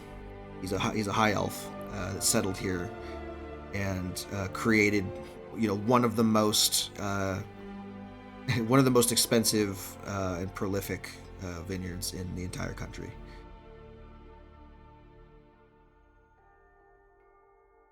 So, that being said, you guys find yourselves kind of crouched among the vineyards still. You haven't broken out of the field just yet, but as you guys come up to the wall and take in the estate in general, what would you like to do? I'm going to use my second, third level spell slot to message the Archmage about where we are. Okay. Give him that landmark he needs. All right.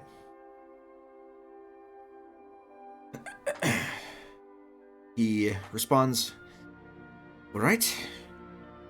Wait a moment. You might have to hunker down somewhere close by for an undetermined amount of time. I shall let you know how close I get." Then the message cuts out. Let's see if he appears anywhere close to you. So he does have to roll for teleportation effectiveness. I want to roll those D100s real quick.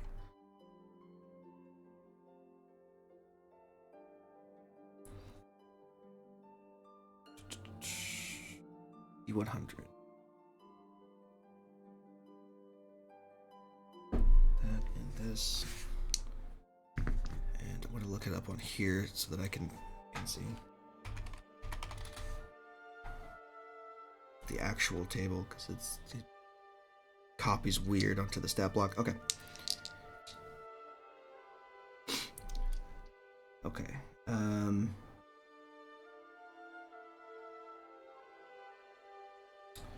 So we're gonna go with viewed once, because he would have scried this location to start.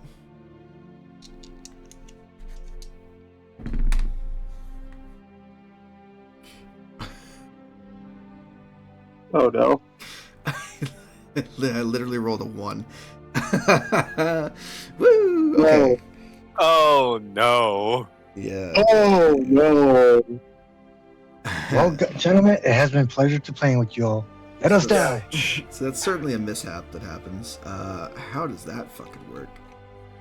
oh goody. My man gets fucking stuck in a wall. Like, just gets like splinched halfway into a wall. Oh. It re-rolls on the table to see where he winds up. Excellent. Okay, so he has to take damage. So I have to give him damage now. Oh man. This and this and the other one. Did we just kill a nice old man who didn't even have anything worth stealing in his house? 19. 21 points of force damage. And we roll again. Oof. Oh god, okay. Jesus Christ. Oh, that's another one. Are you? Yeah, he rolled a 1 and then a What 7. the fuck? So it's not. What did I say? 21 points of force damage? Oh shit. Yeah, you said 21. It's 21, 30. 33, 38. Mm. Somebody keep track of these numbers for me. 38 points so far. Oh dear. 42. Okay. Did we just kill our archmage? Christ. You know, Dude, I am I ready. need that head. I am readying a healing potion and really hoping it will do some good. So what do we Question: have? How are you going? How are you going to heal 38. the healing potion if he's inside a wall? 40, 45. Question I don't want to find out. 45, 54. Oh. fuck. I know he's a high-level wizard, but he's also still a wizard with a D6 hit dice. Uh-huh. Oh, So dear. 54, 63, 72, Stop! 76. Stop! Cease! There we go. Okay. For the love of God! So we're at 76. He finally rolled. He finally rolled. I think off target. Yeah, he rolled off target. Okay. So What the fuck? 3 or 4 man. mishaps in a row later. Okay. Random dear. distance away from the distance off target is 1d10 times 1d10% of the distance that was to be traveled. Okay. Oh crap. So it is.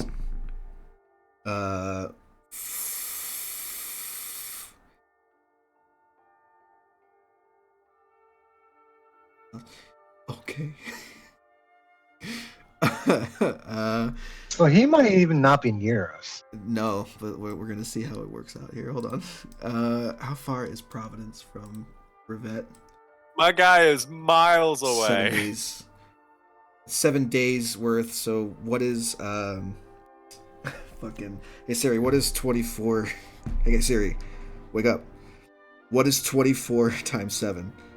168. 24 times 7 is 168. Great. Yeah, It's that. 168 miles.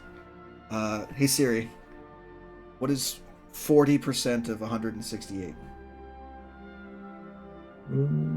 Okay, cool. So he is in a random direction. Excellent. So he is 67 miles off. Oh goody. I have to roll a d8 to figure out which don't direction that is. I don't think he's going to try this anytime soon. This is Again. the dangers of teleportation magic. 3. If he survives.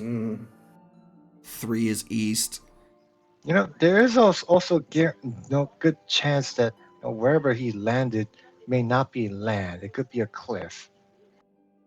No, he Fucking teleports in on some lady bathing.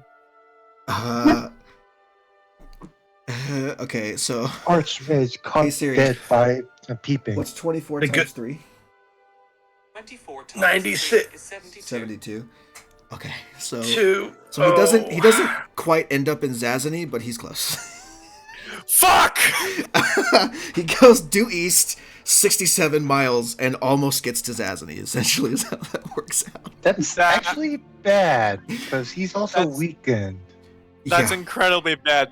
That's incredibly bad. It could be worse. He could be in Zazny. He's not in Zazny. No. Yeah, but Definitely not. So okay, hold on. What is his health bar? He's okay. He's not as bad as you would think. So it's not crazy. He's below 3 digits at the very least. Okay. My God! Jesus Christ. What the fuck? Excellent. This shit. So you're waiting here. You had no idea what's happening. You're waiting for this guy to show up, and then you get a message like 2 minutes later, and he says, "I've made a grave mistake. I think I went to Zazanate on accident." Wait, is that a message I'm getting? Yes. Okay. Well, There well, he is, kind of just blinking in like abject confusion. is he relaying the message to the rest of us, I assume? Yes. Okay, I guess I'd respond. The good news is we know where that is. So that's something. Yeah? Pray tell, how is he being in Zazny help us right now? That's just it. It doesn't. It doesn't help Well, you at all. he as far as we know, he's not wanted. So there's that, right? Yay. As far as you know, yeah. Wow. Oh, boy. Jesus, that was a fucking bike ride. With no handlebars and possibly no seat. Yeah. Jesus, I rolled so poorly on everything. It's so bad. Well, at least he's still on land. Yeah, that's true. He went essentially 3 days in one direction. He could have ended up in the middle of the open sea if he hit southwest. He could have ended up past Corcel in midair and then fallen to his death. Okay, cool, great. Well, that is a thing. Yeah. A hell of a thing.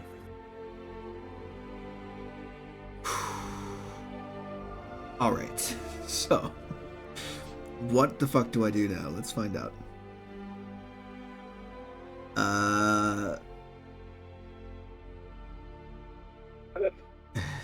Okay.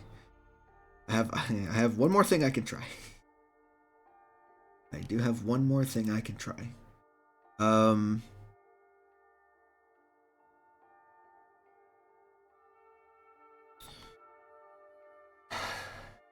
Let's see.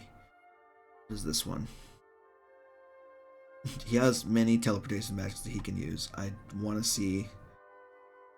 Okay, that one's not strong No enough. more teleport. We don't want him to die. He might have to. That's the thing.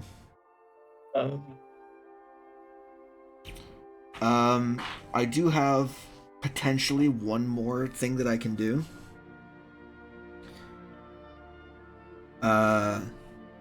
So here's the thing. I can teleport twice more with him. Or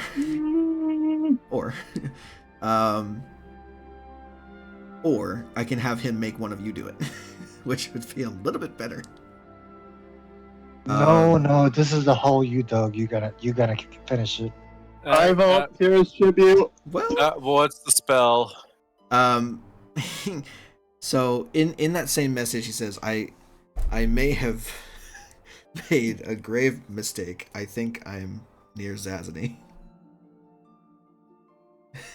Pick one of you, and I will bring you to me. I'll do it. Wait. If you do that, how do we have any? All right. I guess if you do that, you can still contact us. Okay. But Also, if I do that, I can heal the Archmage. Also, that's let's just okay.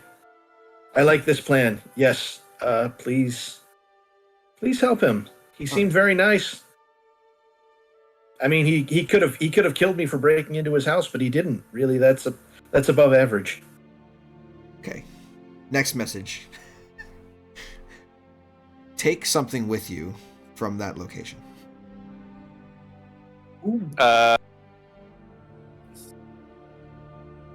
Does it need to be important?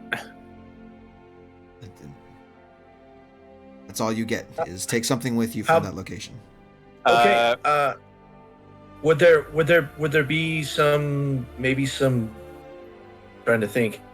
I don't know if there would be any of the wine anywhere. Oh, that'd be at every fancy restaurant. Maybe some of the grapes. The grapes wouldn't be everywhere. Maybe just a bunch of grapes from the edge. Better. Yeah, I mean, I'll quickly grab some bit of I'll grab like a bundle of grapes. Yeah. Just they're connected to the earth here, and the earth here is where he wants to be. So There you go. that You makes grab sense. a bundle of grapes, and it doesn't take much longer before you watch Darius just kind of like, okay, what do I do now? And he's gone. Darius, you appear next to a very injured and bloody archmage who is like on his back on the ground, completely winded, blood coming from his ears, his nose, his mouth. He looks fucking torn up, and he has his hand outstretched. And you can see that you're standing, in a familiar looking forest to the west. Darius takes a second to try not to lose his meal because teleporting. Lamau. He says, "Oh, good, it worked. You're here. Fantastic. I need help." I can see that. I can see that. All right. So what I'm going to do is I'm going to start off with this. Sure. And just start healing him rapid fire, because I'm going to start burning spell slots on cure wounds on top of this. Okay, sure. You need to make up 76 hit points. So whenever you get to that amount or over, that's when we can stop. Yeah. Doesn't seem like Aura Vitality has a macro. I'm going to fix that right quick. Yeah, so it's 20 d6 total of hit points that you can restore.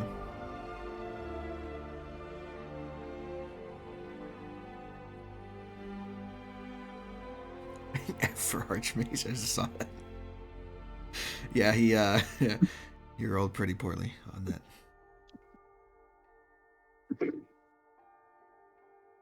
Great, so we're at 15. That's how many of these? I need to roll. You have 20. I need to roll 7 more times. 17 more times. 17 d8, or d6 rather. Tell me when to stop. I mean, okay. Why don't you just roll the number you have left? We can call that good. 1, 2, 3, 4, 5, 6, 7, 8. So roll 12 d6 for me, and I'm sure that'll be fine. 42. Great. So 42 plus whatever that is probably fine. So you guys managed to get him at least on his feet over the next minute or so, and he's like, "Okay, I think I'm ready to try again." What did you? How's he? How's he? Darius will hold up the bundle of grapes. Oh, fantastic! 73. Interesting, but fantastic. You didn't tell me what to grab. You just said get something from there. I'm not complaining. He puts his hand on your shoulder, takes a deep breath, concentrates, and Oh, this is gonna suck.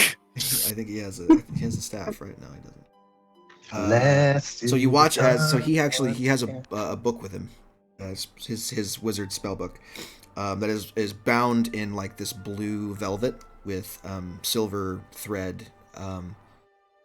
It kind of looks like it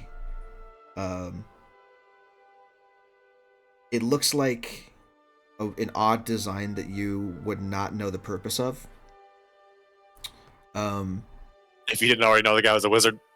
Yeah, it's like it's similar to what Lemmy's hat looks like, but more like a mathematical formula, if that makes any sense, just on the cover. He holds the book out, and it begins to flip through the pages, and he speaks arcane words, and you guys teleport one more time. This time it can't fail because he has an object associated with the place he's going to, so it doesn't matter what I roll, he succeeds on this. After you made him a scribe mage? No, he's just, if he has an object associated with the place he's going, it's a 100% success rate. So he, after about a minute and a half of you guys going, "Where the fuck is Darius at?" You hear this like noise, this popping noise, and they apparate in front of you in the field, right next to the vine. You can't use that. Right next to the vine that Darius plucked the grapes from. Okay, well, that was an adventure. I think we should do the safer version of that going forward. Agree? I can Agree. agree to that. Oh, I hate teleporting. I've only done it twice and I hate it. You also And watch watch as he this says looking- this, several of the scarecrows, like in the distance, like turn their heads to face you, just alerted by the presence of magic, and then they begin to like hop slowly towards your direction. He says Perhaps we should leave now. he doesn't look Oh. perturbed at all, and he like says, "All right, gather around, everybody. Let's do this." Gathers. Gathering. Okay, yeah, I nod at David. It'll be okay, man. You get used to it. Just yeah. David? You mean Darius? Darius, sorry. Yeah. Sorry, dude. Are you saying they all look alike? How do we even look alike? He's a I'm a dragonborn. They're all so We're not the tall. same color. They're all so tall. It's all three I of the have titles. scales. Oh I'm yeah, you do. 5'1". Alrighty. So as you all link hands in a small circle here in the middle of this field, the scarecrow's slowly approaching. You guys feel this pull on your gut, and you are instantly transported. It's almost like your vision goes like Star Wars light speed for a second, where everything just becomes tunnel vision, and then you're thrust forward back into yourself, and you all appear on the interior of what looks like a cavern, a cavern of some sort, on a stone platform that is takes up the majority of this room. You can see an iron door on the far wall, and toward the back of the room you can see a collection of scrolls and papers and stuff that is laid out on a series of desks. The Archmage catches his breath one last time and says, "Whew, that really takes a lot out of you. All right. Well, everyone, welcome to Providence." And he begins to kind of tiredly step off of the platform toward the door, placing his book back on the inside of his robes, and gestures for you to follow him. I follow. Where are we? Darius follows after taking a moment to gather himself. Even Can I roll to see if anything feels familiar about this place, or that I notice anything that I might have seen or heard or smelled before? I don't know. Yeah. All right. You don't need to roll for it. This is the place where he sent you off from to begin with.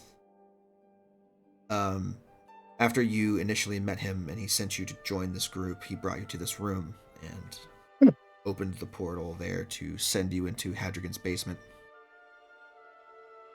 All right. Cool. We got some stuff you're gonna want to see. Oof. Yes, I would assume so. Come with me. I have a place where we can discuss this privately. Okay. He leads you down a series of tunnels, a series of hallways, past several closed doors and, ironically, plants growing here underground, in each in its own individual clay pot. Eventually winding up in a larger room that you can see has a desk set up with stacks of papers just haphazardly all over the place. There are numerous pieces of parchment with writings and drawings on them taped to the walls, not taped, but affixed to the walls, nailed there, whatever, held there on the space, kind of creating this weird like conspiracy web, except he doesn't have like threads pointing to everything. But probably the biggest feature of this room is a large apparatus, the metal ring around the base that looks kind of like a half dome that's set into the ground. That's probably 10 feet across on any direction.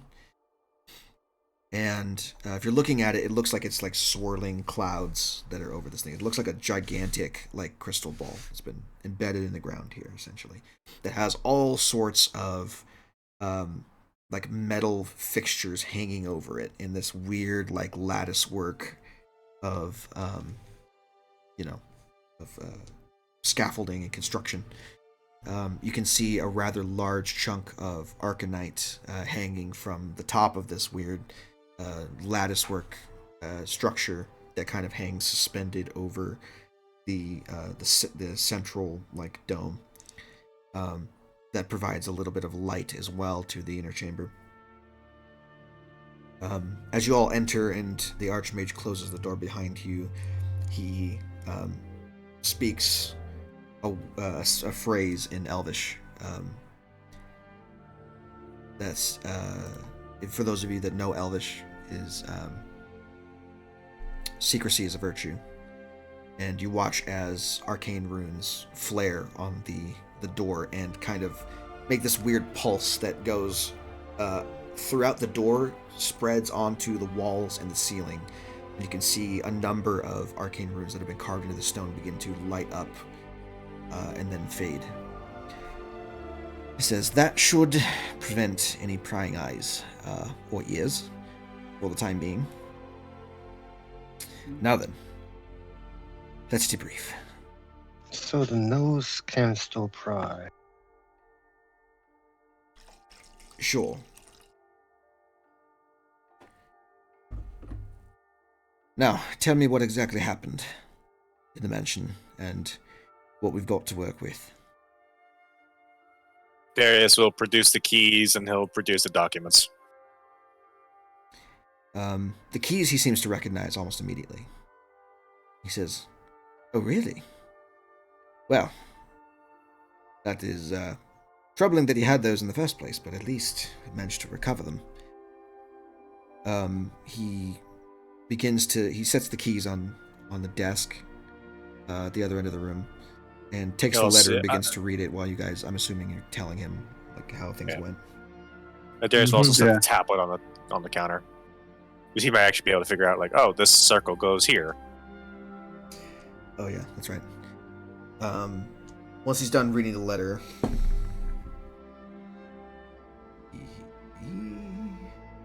I put a stat block. I closed it for some reason. Okay. DC 21 Arcana, I get the feeling he probably can't even fail that. Well, you would think so, but he looks at it and says, well, I know what this is. Fortunately, the location I've never heard of, but I suppose this would lead to another safe house of Hadragon's, or perhaps one of his associates. Yeah. Yeah, speaking of which, how many friends does he have? It's hard to tell. He's been rooted in conspiracy and mysticism for so long. It's hard to tell how far those roots grow. We know of a few of his associates, but this individual, this Urena that's named in the letter, I never heard of her before. That's just another to add to the list, I suppose. He goes and he tapes the letter. I keep saying tapes like he has fucking scotch tape in his fucking lair.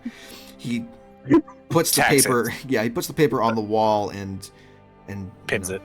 Waves a hand over it and it sticks there. All right. One more person to look out for.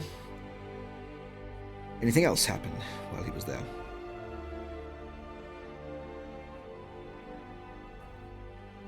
No, there's the fact that apparently they either have already done away with them or are going to do away with that Scholars March group you were talking about.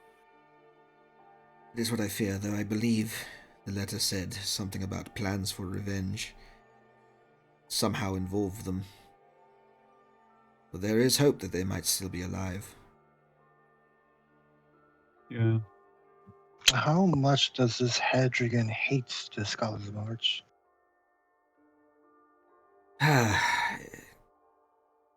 You know, as far as I can tell, he dealt with them rather swiftly after their uh, previous adventures were concluded about 8 months ago. We don't really know when they fell off the map, just that they've gone out of contact, and it seems that, of course, Hadrigan had something to do with it. They were actively pursuing the they were actively pursuing things that directly correlated to whatever the Black Circle's goal is, clearly. They kept running into him at odd intervals. And it has a lot to do with pre-breaking artifacts and some sort of history that even I'm not aware of.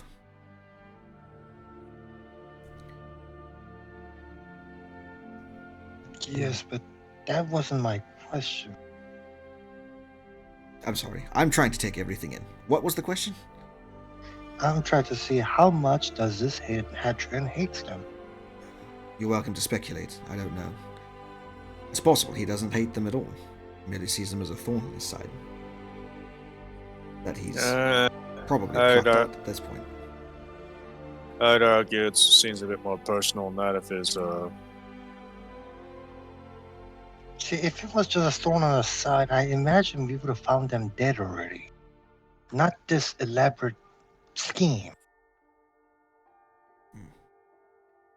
Far be it from me to speculate on the machinations of a devilish cultist.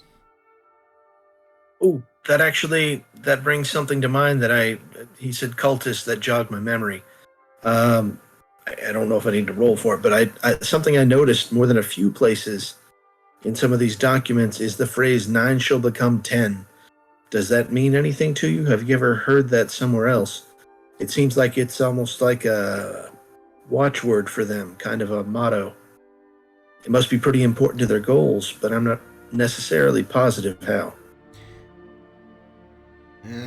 That phrase specifically, no. I've not come across it in my travels and my studies. Though I shall have to keep an eye out in other circles, I suppose.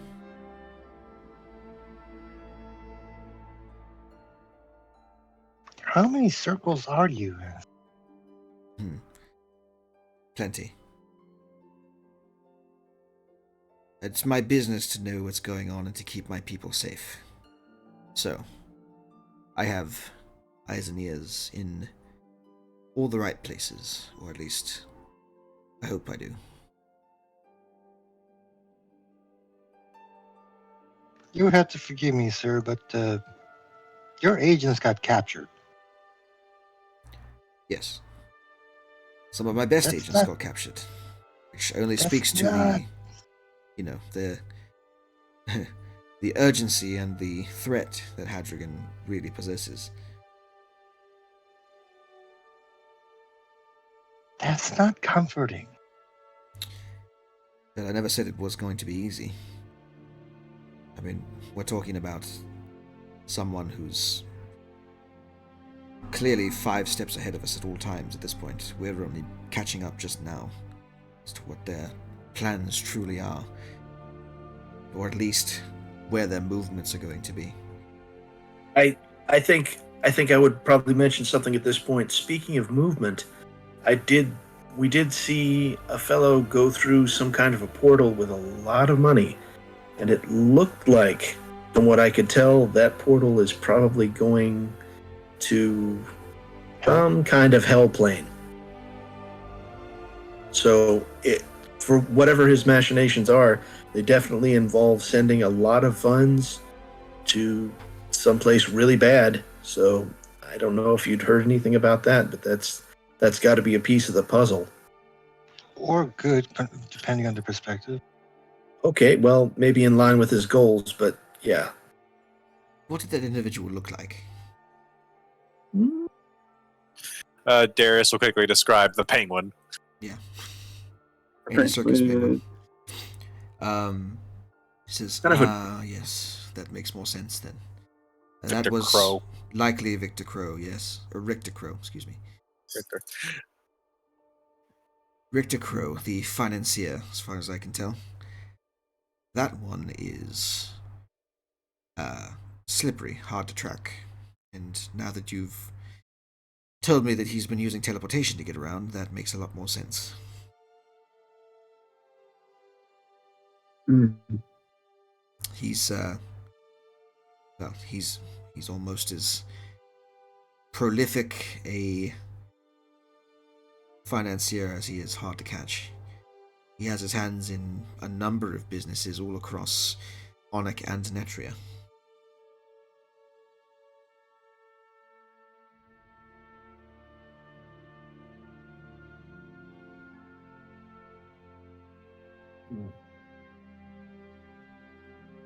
All right, what else?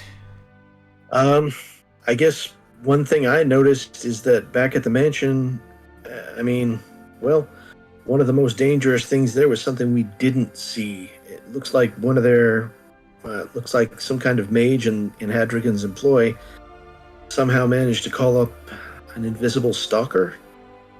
That we took care of that, but I don't know if he was trying to call up something else, but he's definitely got somebody who can conjure up some very, very dangerous things on his side. I mean, he didn't touch me at all. You might be the only exception. Yeah, you're the lucky one. Invisible stalkers are, when they have a target to go after, very, very hard to deal with. You're lucky that you managed to defeat it.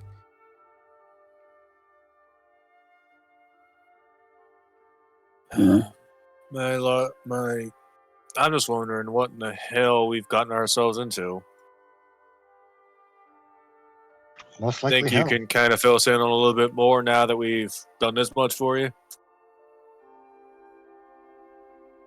You know almost as much as I do at this point, but I can fill you in on a little bit more detail, I suppose. Most of it having to do with the history of Scholars March thus far.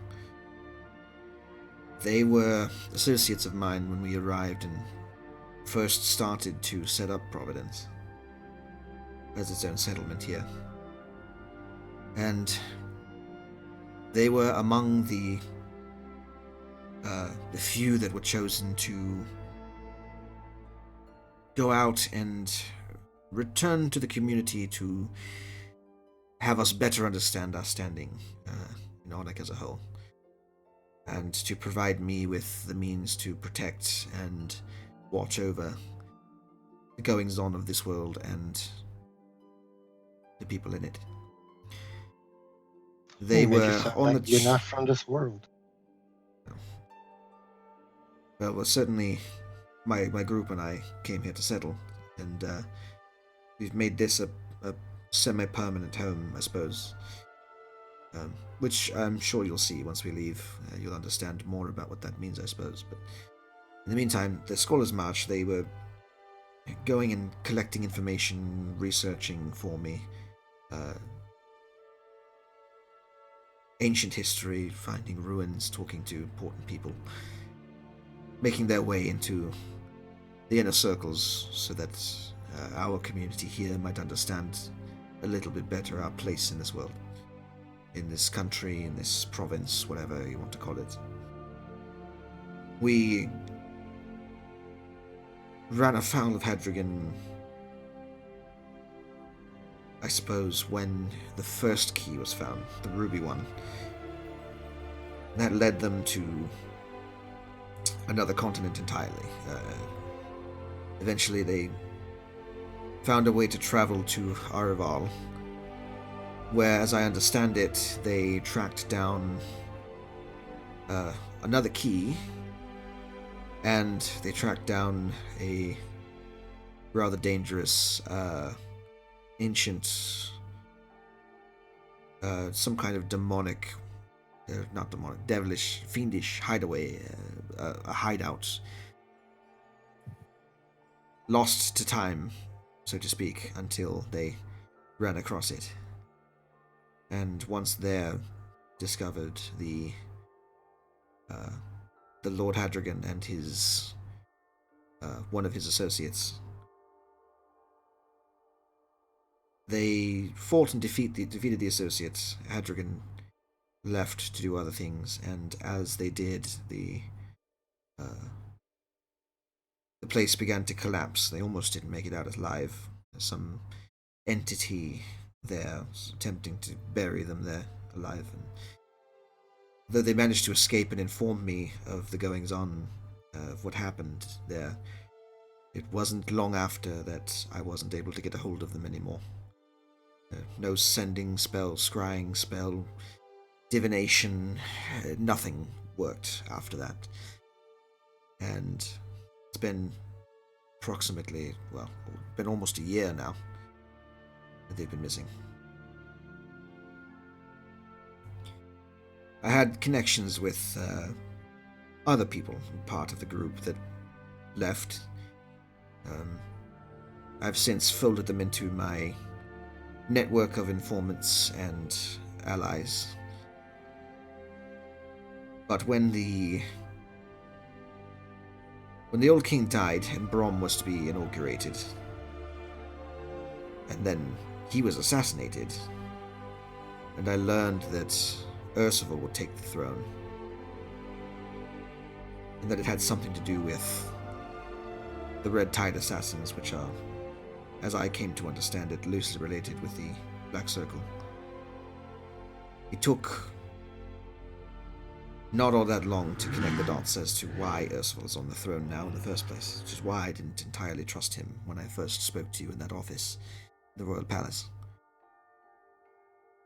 I believe Hadrigan wants Ursula on the throne for some reason, though I don't believe that Ursula knows this or is in on it in any way, at least not from what I've been able to glean.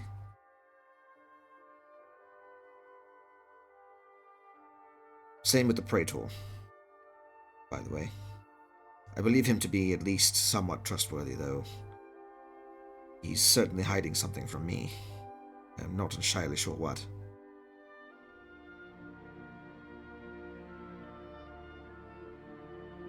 At this point, though, over the last couple days, I was able to glean just from informants that you and your group here are essentially the most wanted criminals in Onyx history.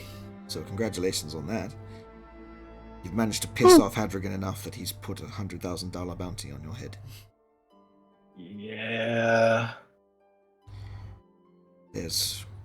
Soon enough, there's not going to be a corner of Onyx you can go that won't know who you are and won't be looking to claim it for themselves. You may be accosted on the road, in towns, in inns. Discretion is going to be your greatest ally going forward.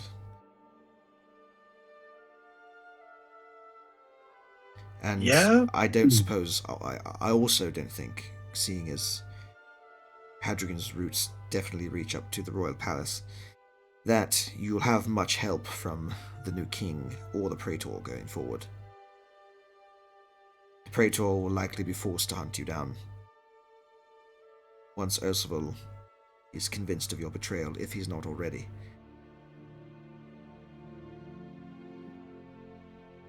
Great. I What's would. the plan? Well, you did say there's no place. I've got the seed of an idea. I'm not wild about it, but you did say there's no place in Onyx we're going to be able to go shortly without being hunted down. I can't believe I'm even saying this, but is there anybody who might be okay with the idea of us being somewhere that is not Onyx soon? I can pull connections. I have an ally in Netria that could perhaps provide some sort of sanctuary, although Providence at the moment can also be one. We also have inroads with the Thulgarist Academy, though minor. one of the professors is an ally of mine, at least for the time being. Her hand may be forced as well, considering how close the Mages Academy works with the throne. Other than that, I mean, there's always Arival. Civilization continues to develop there, it seems, and there are plenty of places to hide there. Not much gets from Monarch to Arival except for people and adventurers. And it is likely that while they will be watching the ports, they won't be watching anything non-domestic. So that is also an option.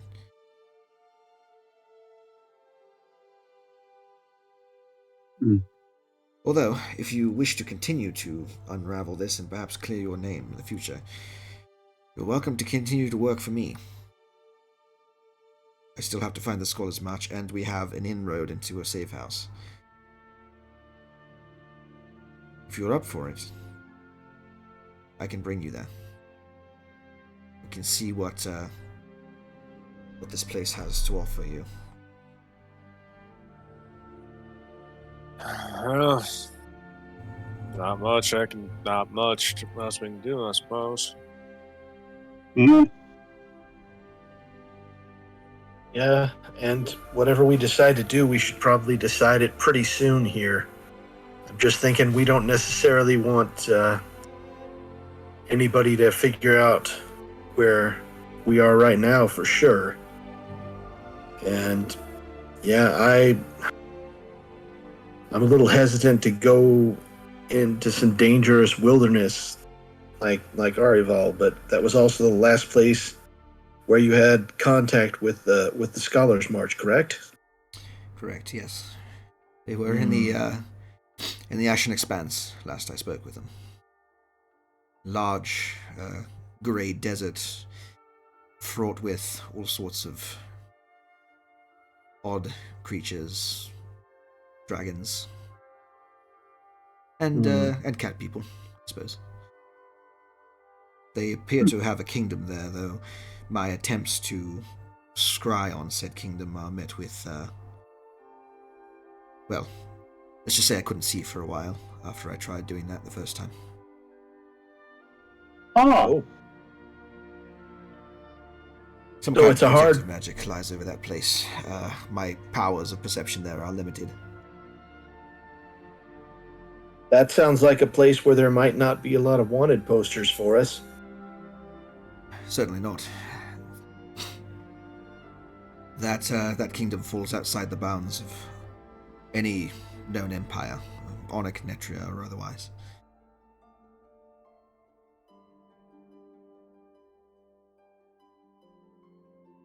Well, I'm all for going there, but yeah, let's hear some other suggestions because yeah, we can stick around here with enough money to buy several mansions several times over and then some on our heads.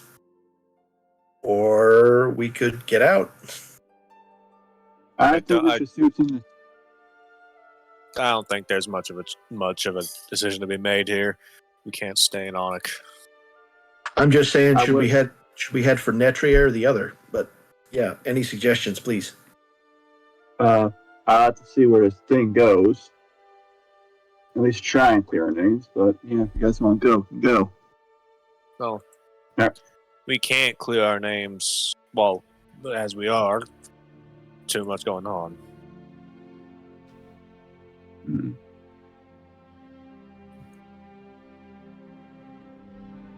Fair. I believe the only way to really clear you of this accusation is to convince the king of Hadrigan's transgressions, and for that we need more proof than this. We'll need hard evidence.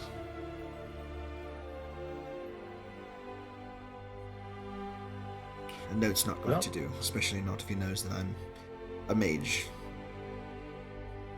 The princes are very aware how magic can be used to trick the mind, though they may not be privy to it at the moment. And nothing really beats the hard proof of a witness. So once again, we go back to we need to find Scholar's March.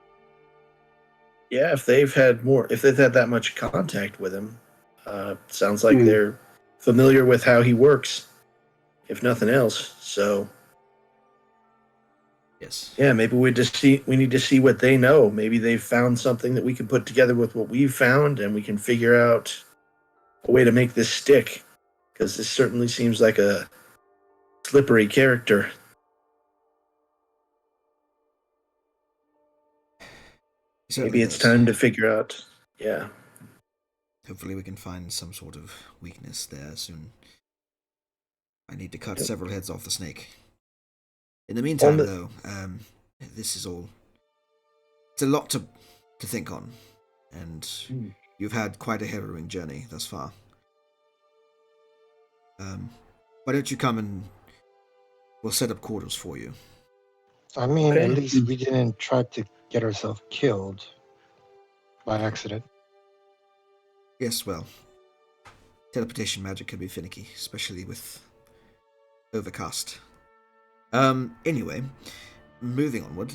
If you will follow me, I can set you up with accommodations for the night, Okay. and we can decide what else you want to do in the morning. Did have a question. Anything special you want us to do with that tablet we found? It seems like that might provide us a potentially dangerous place to look, but there could be some very real evidence there. I can hold on to it and study it further. But it seems just from what your description is that we can use it to get you into a secure location that is vital to the enemy. If that is something you are okay with doing, of course, I can send you there in the morning. There's a chance it could be wherever they're holding the Scholars Lodge if they captured them. There's also a chance that it could be a trap. I don't. I wouldn't buy that.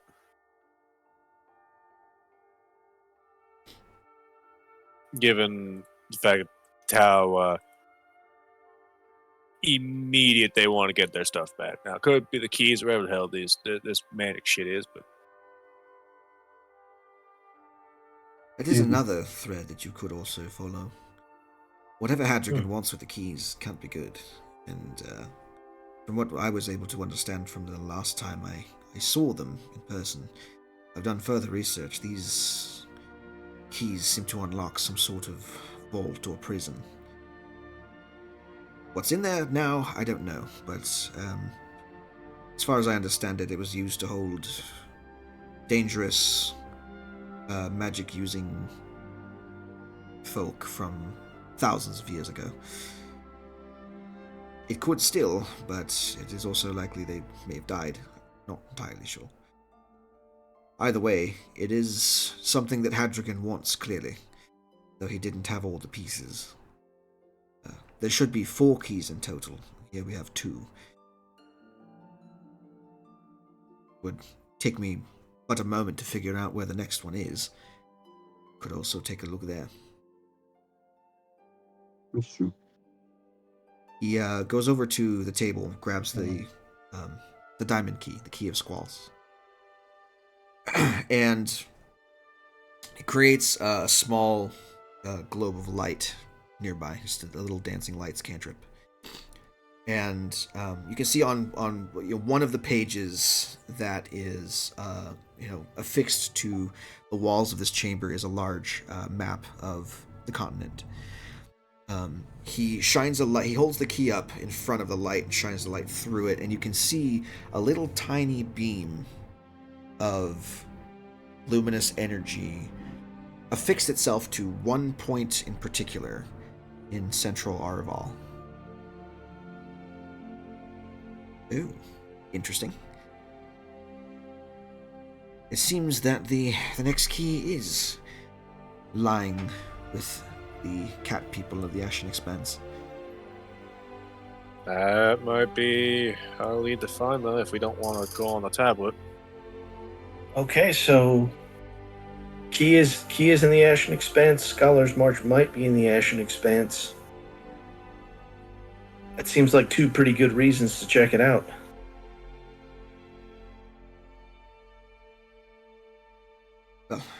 as I said, all things can be decided in the morning. I'll leave you guys, your group, some time to mull it over and decide what your next steps will be.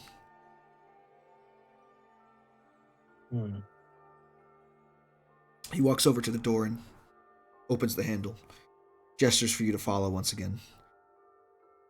I'll have Amari set up temporary lodging for you here in Providence. Go and speak to her. I believe should be home at this point of the night. He leads you back through the tunnels, and then out of this area into emerging yourselves like out onto a small hill. You see that the entrance to this is more like a cave underground. And you peer out over what appears to be a fairly large village. A number of small, humble buildings scattered throughout a couple acres or so. You can see small farms. You can see plants growing, orchards being tended, and a main thoroughfare that leads directly up to the entrance of the cave. You do also see that there are a number of armored individuals with various different kinds of weapons, spears, swords, that kind of thing, that stand at attention at the mouth of the cave, and that kind of have a small, presence here at the entrance of the Archmage's kind of abode. They each, all of them, have a symbol on their chest that you don't recognize from anywhere else, but it is kind of an off-center C shape. Kind of like a silver filigree on a blue tabard, or black tabard. Going forward into the village, you can see there are, at this point in the night, there are people who are finished with their day's work and are walking the main thoroughfare with, you see couples walking the main thoroughfare, children who are with their parents out on in the yards of their houses, small fenced off areas where people have set up their home. You can see a number of shops which have already closed for the day, and a couple of fairly lively taverns with carts parked nearby, horses already in the stables. The Archmage leads you kind of through the central thoroughfare, people waving at him as he goes by, and he's waving back. And he leads you to a kind of humble log cabin that at first glance looks like a normal log cabin, but when you get closer and upon inspection, you can see that the cabin itself is made of a twisting network of tree trunks that are grown to look like a house rather than chopped and assembled. The Archmage gives a knock at the door, and after about a minute or so, door opens, and there is a fairly tall minotaur woman with light brown fur, simple, leather garb, wearing an apron over her neck and on the front of her body. And she says, "Oh, Archmage, it has been quite a while. What can I do for you?" Archmage says, "Amari, these are the individuals that I had spoken before about. I've gone and retrieved them. They're at great personal sacrifice at first, and they'll need a place to stay for the time being." I'm still surprised you're standing, by the way. Your friend is very good at what he does. he says, kind of rolling his shoulder back, apparently still experiencing a little bit of pain there. Is it possible you'd be able to set them up in some form of housing for the night? She kind of takes a once-over on your group and says, I think that can be arranged. Give me one moment. And she says, come inside. And the Archmage enters in after her. Well,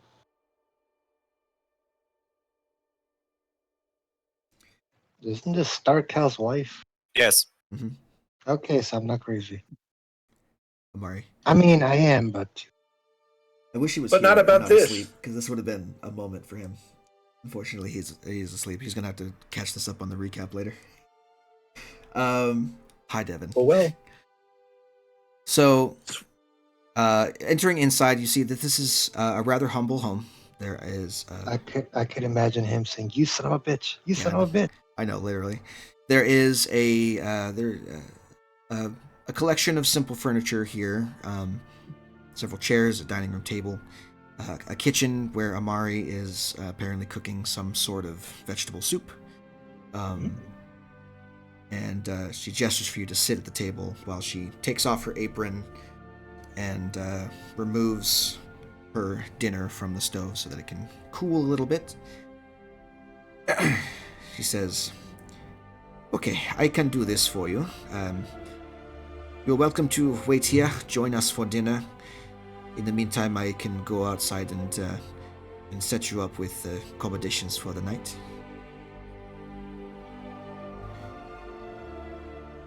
She begins to rummage around in a cupboard and places a set of wooden bowls in front of you. The Archmage waves her off when she gets to him, says, I have to return to my studies, but thank you. I appreciate it. I am going to pat the Archmage once more on the shoulder and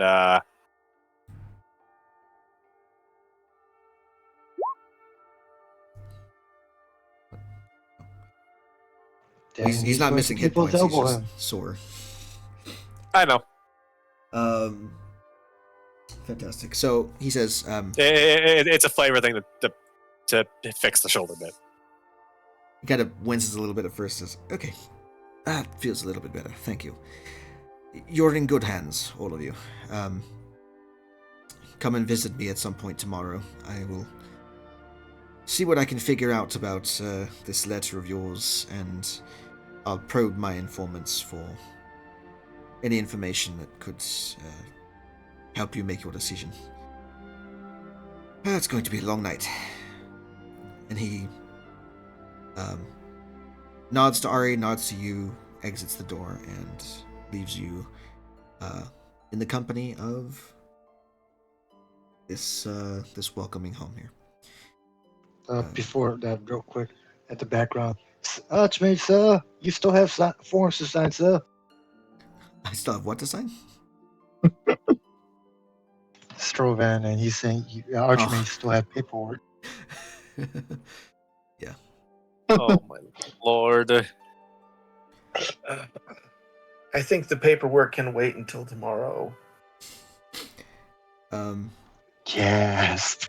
Ari puts down a cloth on the table and moves the heavy cauldron of soup there. Says, feel free to help yourselves. Teta, Ari, she calls like over her shoulder. And you can see from a back room off to the side a little Minotaur girl who is carrying a book in her hands. Comes out and says, Teta is out in the forest again, mother. She says, I don't know what I'm going to do with that boy, I swear. Well, sit down and eat. I will see if I can find him. We have guests, so be nice. Try not to bore them to sleep before they finish their meal, yes? The little Minotaur girl lays the book down on a table and pulls up a chair. It's kind of a cramped table. This was only really a table meant for like 4 people, maybe 5 people. You guys are taking up the majority of it. I've been told most of the Minotaurs up north are very, how shall I say this? From my studies, they're very violent. They're not. Oh, you. This is very fascinating. Hey, do you know That anything? is the first. That That's is the first thing you say. that. What is wrong with you? What is Lot of wrong things. with you, man? A lot of things. I would probably nod at her and say he tries, but we would like to thank you for your kind hospitality. It is greatly appreciated and sorely needed.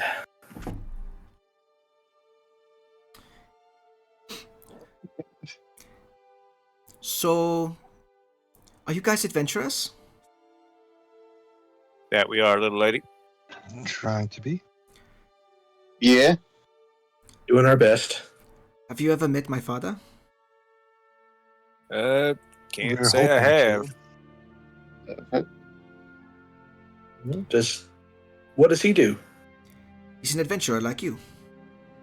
He goes Oh. out and he comes back every now and then, though I miss him. He's gone for quite some time.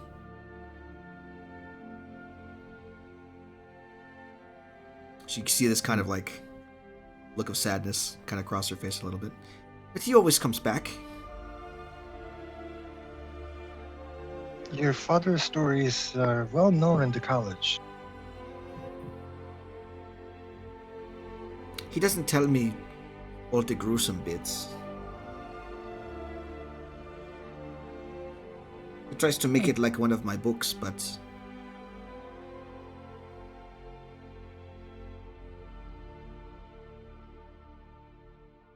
you can see her start to ladle some soup for herself and start eating. If you do meet him,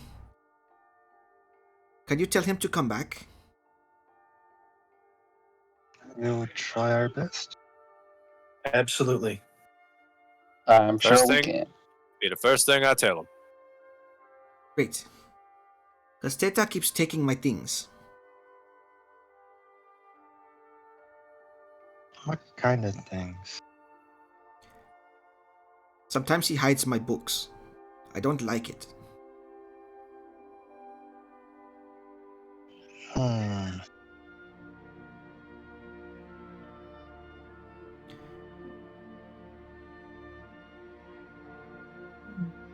As this conversation is kind of going on, eventually you hear the back door open, and a rather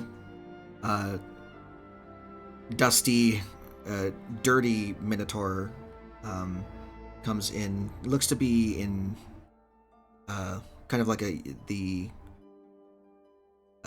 adolescent stage. He's not especially bulky quite yet, but he is wearing a set of dirty leathers with a hood and cloak, and sets a bow, a short bow, leaning against one of the cabinets. For the sake of our host, I'm gonna start snapping fingers and prestidigitation that boy clean. And I'll start doing the same for the rest of us if we're still kind of grungy from before. It's good to get clean before dinner. He like leans the bow up, and then he like takes off his hood, and you can see, you know, his Minotaur features. And then he says, he's in the middle saying, "Who are you?" And then you like snap him clean. He's like, the dust like flies off him. He's like, "Ah, they've taken my skin. No!" And he like gets into like, he like grabs his bow and like is like reaching, looking for arrows, and he realizes he doesn't have any more. And he's like holding his bow like a bat. "What did you do to me?" We cleaned you off, kid. Make a Nothing persuasion wrong check. with I just love how all y'all your first introduction is just to do magic on somebody. Didn't even ask permission, just did it. If I was Strovan, I would ask. I'm not playing I'm Strovan. Nine. No, I'm doing the. you've cast a spell on me. Undo it. You dirty I'm doing wizard. I'm doing the exact same. I'm doing prestidigitation on myself and saying, "See, I'm doing the same thing to you. No harm done. Just clean it up. That's all. Okay. Same thing to me." It's like, you could have warned me that we had guests for dinner that no magic. Puts the bow back down. He grabs a bowl and starts ladling the soup into it. So I guess you will be living in our backyard? This is for- temporary. For probably about a day or so. Yeah, we need to move on very soon. We've got some important things to do.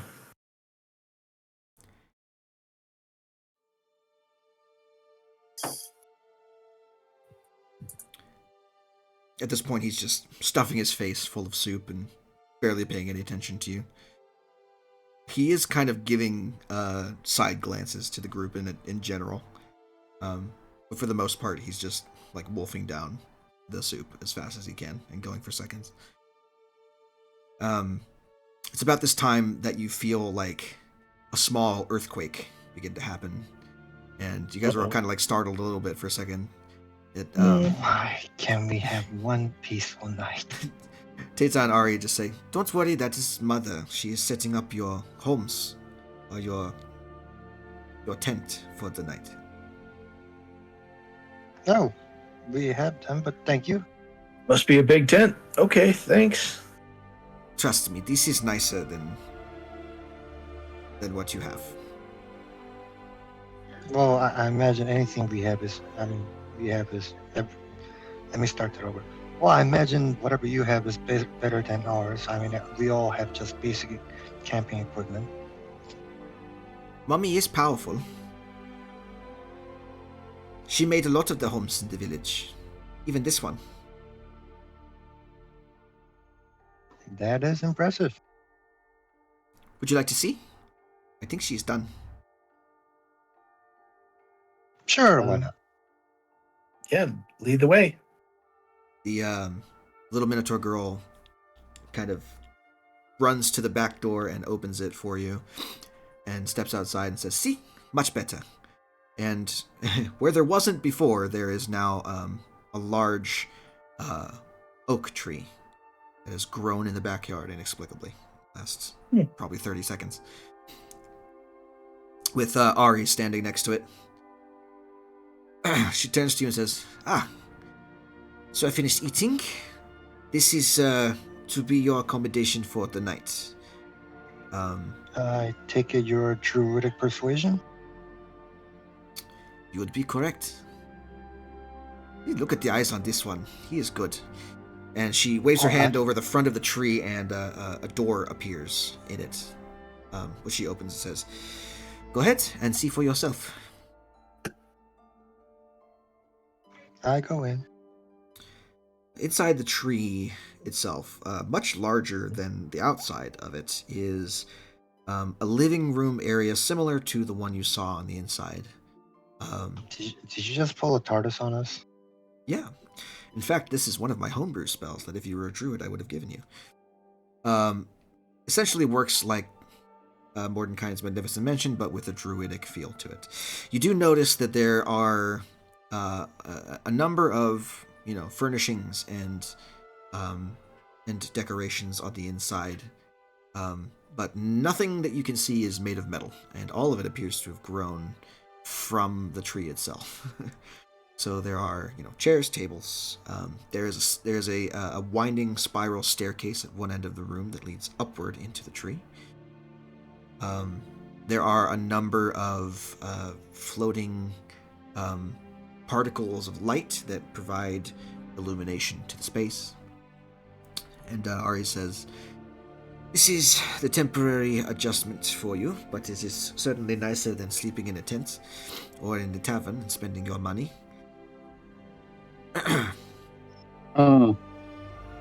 Just be careful not to sleep in too hard.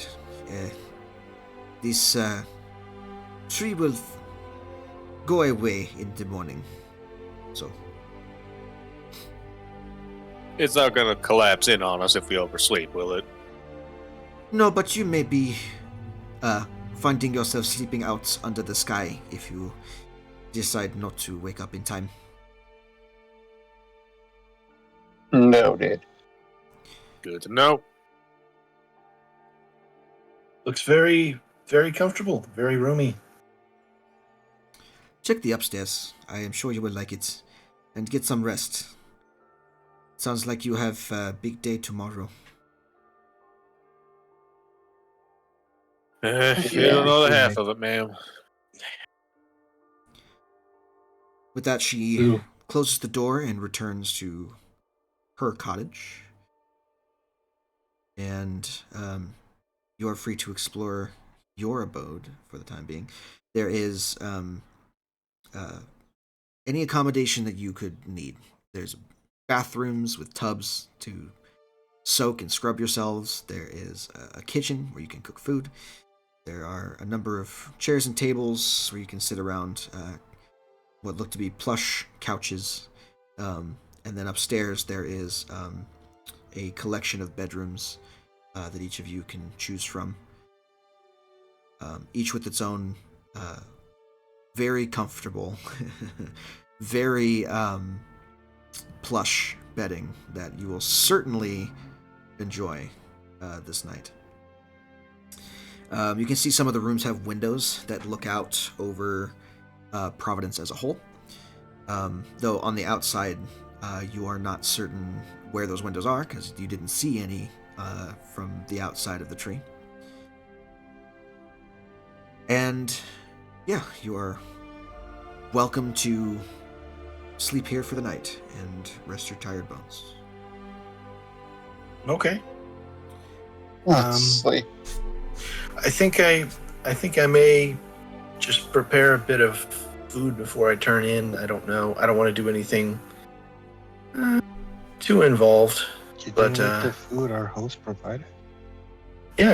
I had some soup, but well, to be perfectly honest, my mom is a halfling, so I'm always ready for a snack.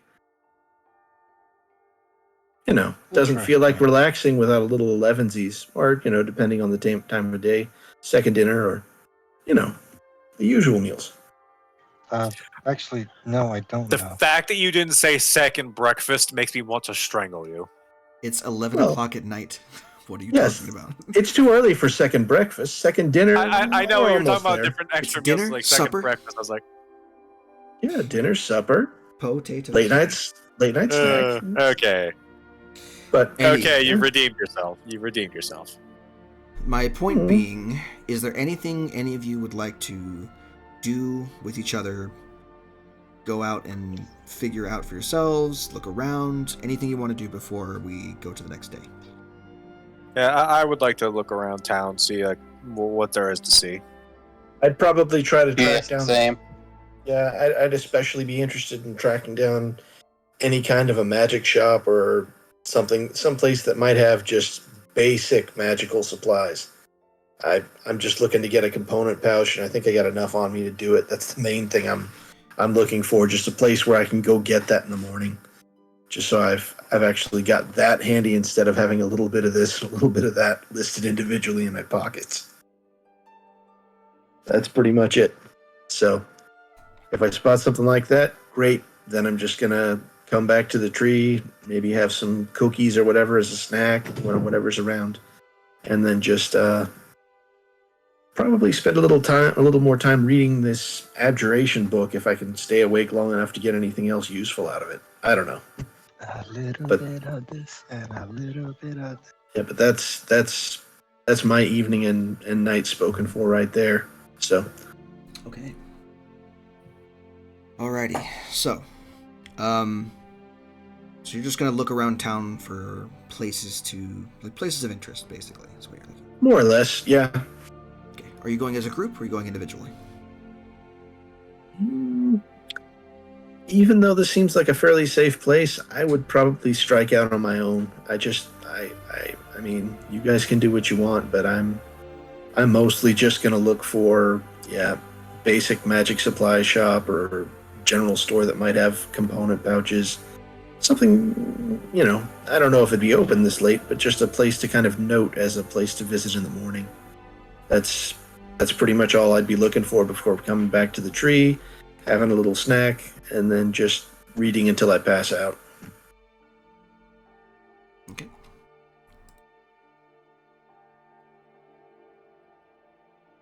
I have a dilemma because this is a living tree we're sleeping in. Okay. Life or death, life and death. Just, hmm. Two sides of the same coin. Do you want to stay somewhere that isn't here? My character is actually afraid that the building might collapse because of him. Oh, I mean, I also directly asked about that, and they said no. Just saying. Yeah, I know what they said, but they might have been just polite. That's what my character is thinking. Make an Arcana check for me. You know what? I'll give you. No, it would be Arcana. This is magic. This isn't nature. This isn't natural. This is some other bullshit. This is druidic shit. Yeah, 17. Fair enough. While you are not practiced in the ways of druidic magic, you are familiar with ways that druids do them, just by virtue of having gone to the academy. The academy teaches all types of spellcasters how to do their particular magic, how to control their power, how to study and gain more depending on which proclivity they fall on. Part of that process is learning about other types of magic and how they work together. You're familiar with nature magic as opposed to any kind of actual natural growth. Generally speaking, has a resistance to necrotic energy. At least in that it won't wither entirely when exposed to it. Just, it won't wither immediately. Spells like Blight, for instance. Blight, generally speaking, is a spell that's used, that can be used to immediately wither plant life in a certain area. But it's limited to non-magical plant life for a reason. So, you think you're relatively okay. So long as you don't, so long as you don't, dispel magic on the tree, then you'll probably be fine.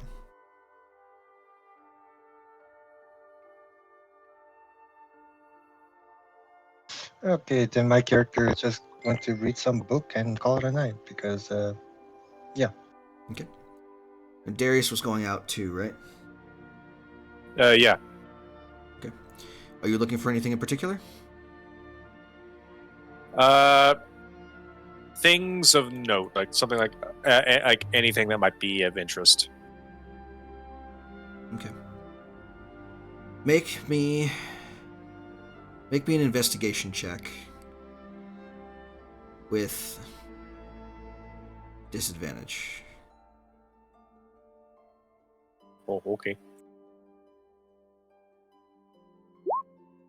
Ha! Cool, 6.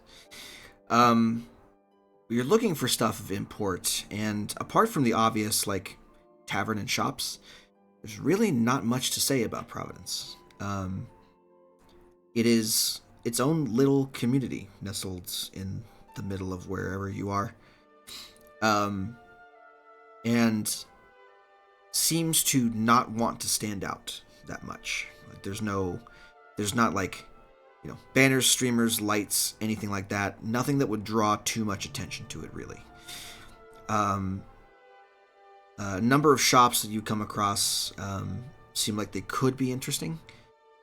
There are, the general array of, blacksmithy, carpenter, general store, taverns, that sort of thing. There are a couple that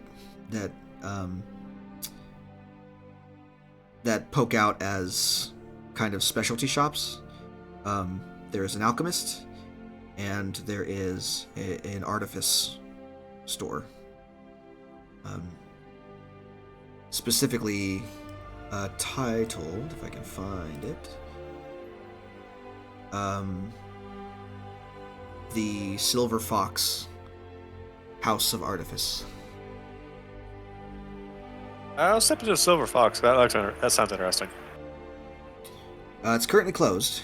Oh. Because it's almost midnight at this point. Oh yeah, that actually, I feel like Darius would be wise enough to realize, oh wait, it's nearly fucking midnight. I should probably just explore in the morning. You can see, I mean, since we already rolled for it, you just went out for a night stroll and took note of certain things. So there's the Silver Fox House of Artifice, and there is what appears to be a tavern on the main thoroughfare, the most lively building at this time of night, with people who are too into their cups beginning to stagger home. And that one would be the lunar bough. So it's spelled like a tree bough, so I'll spell it here.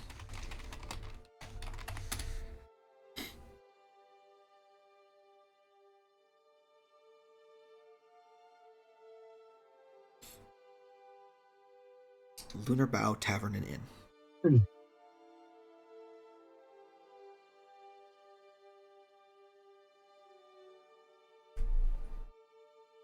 So,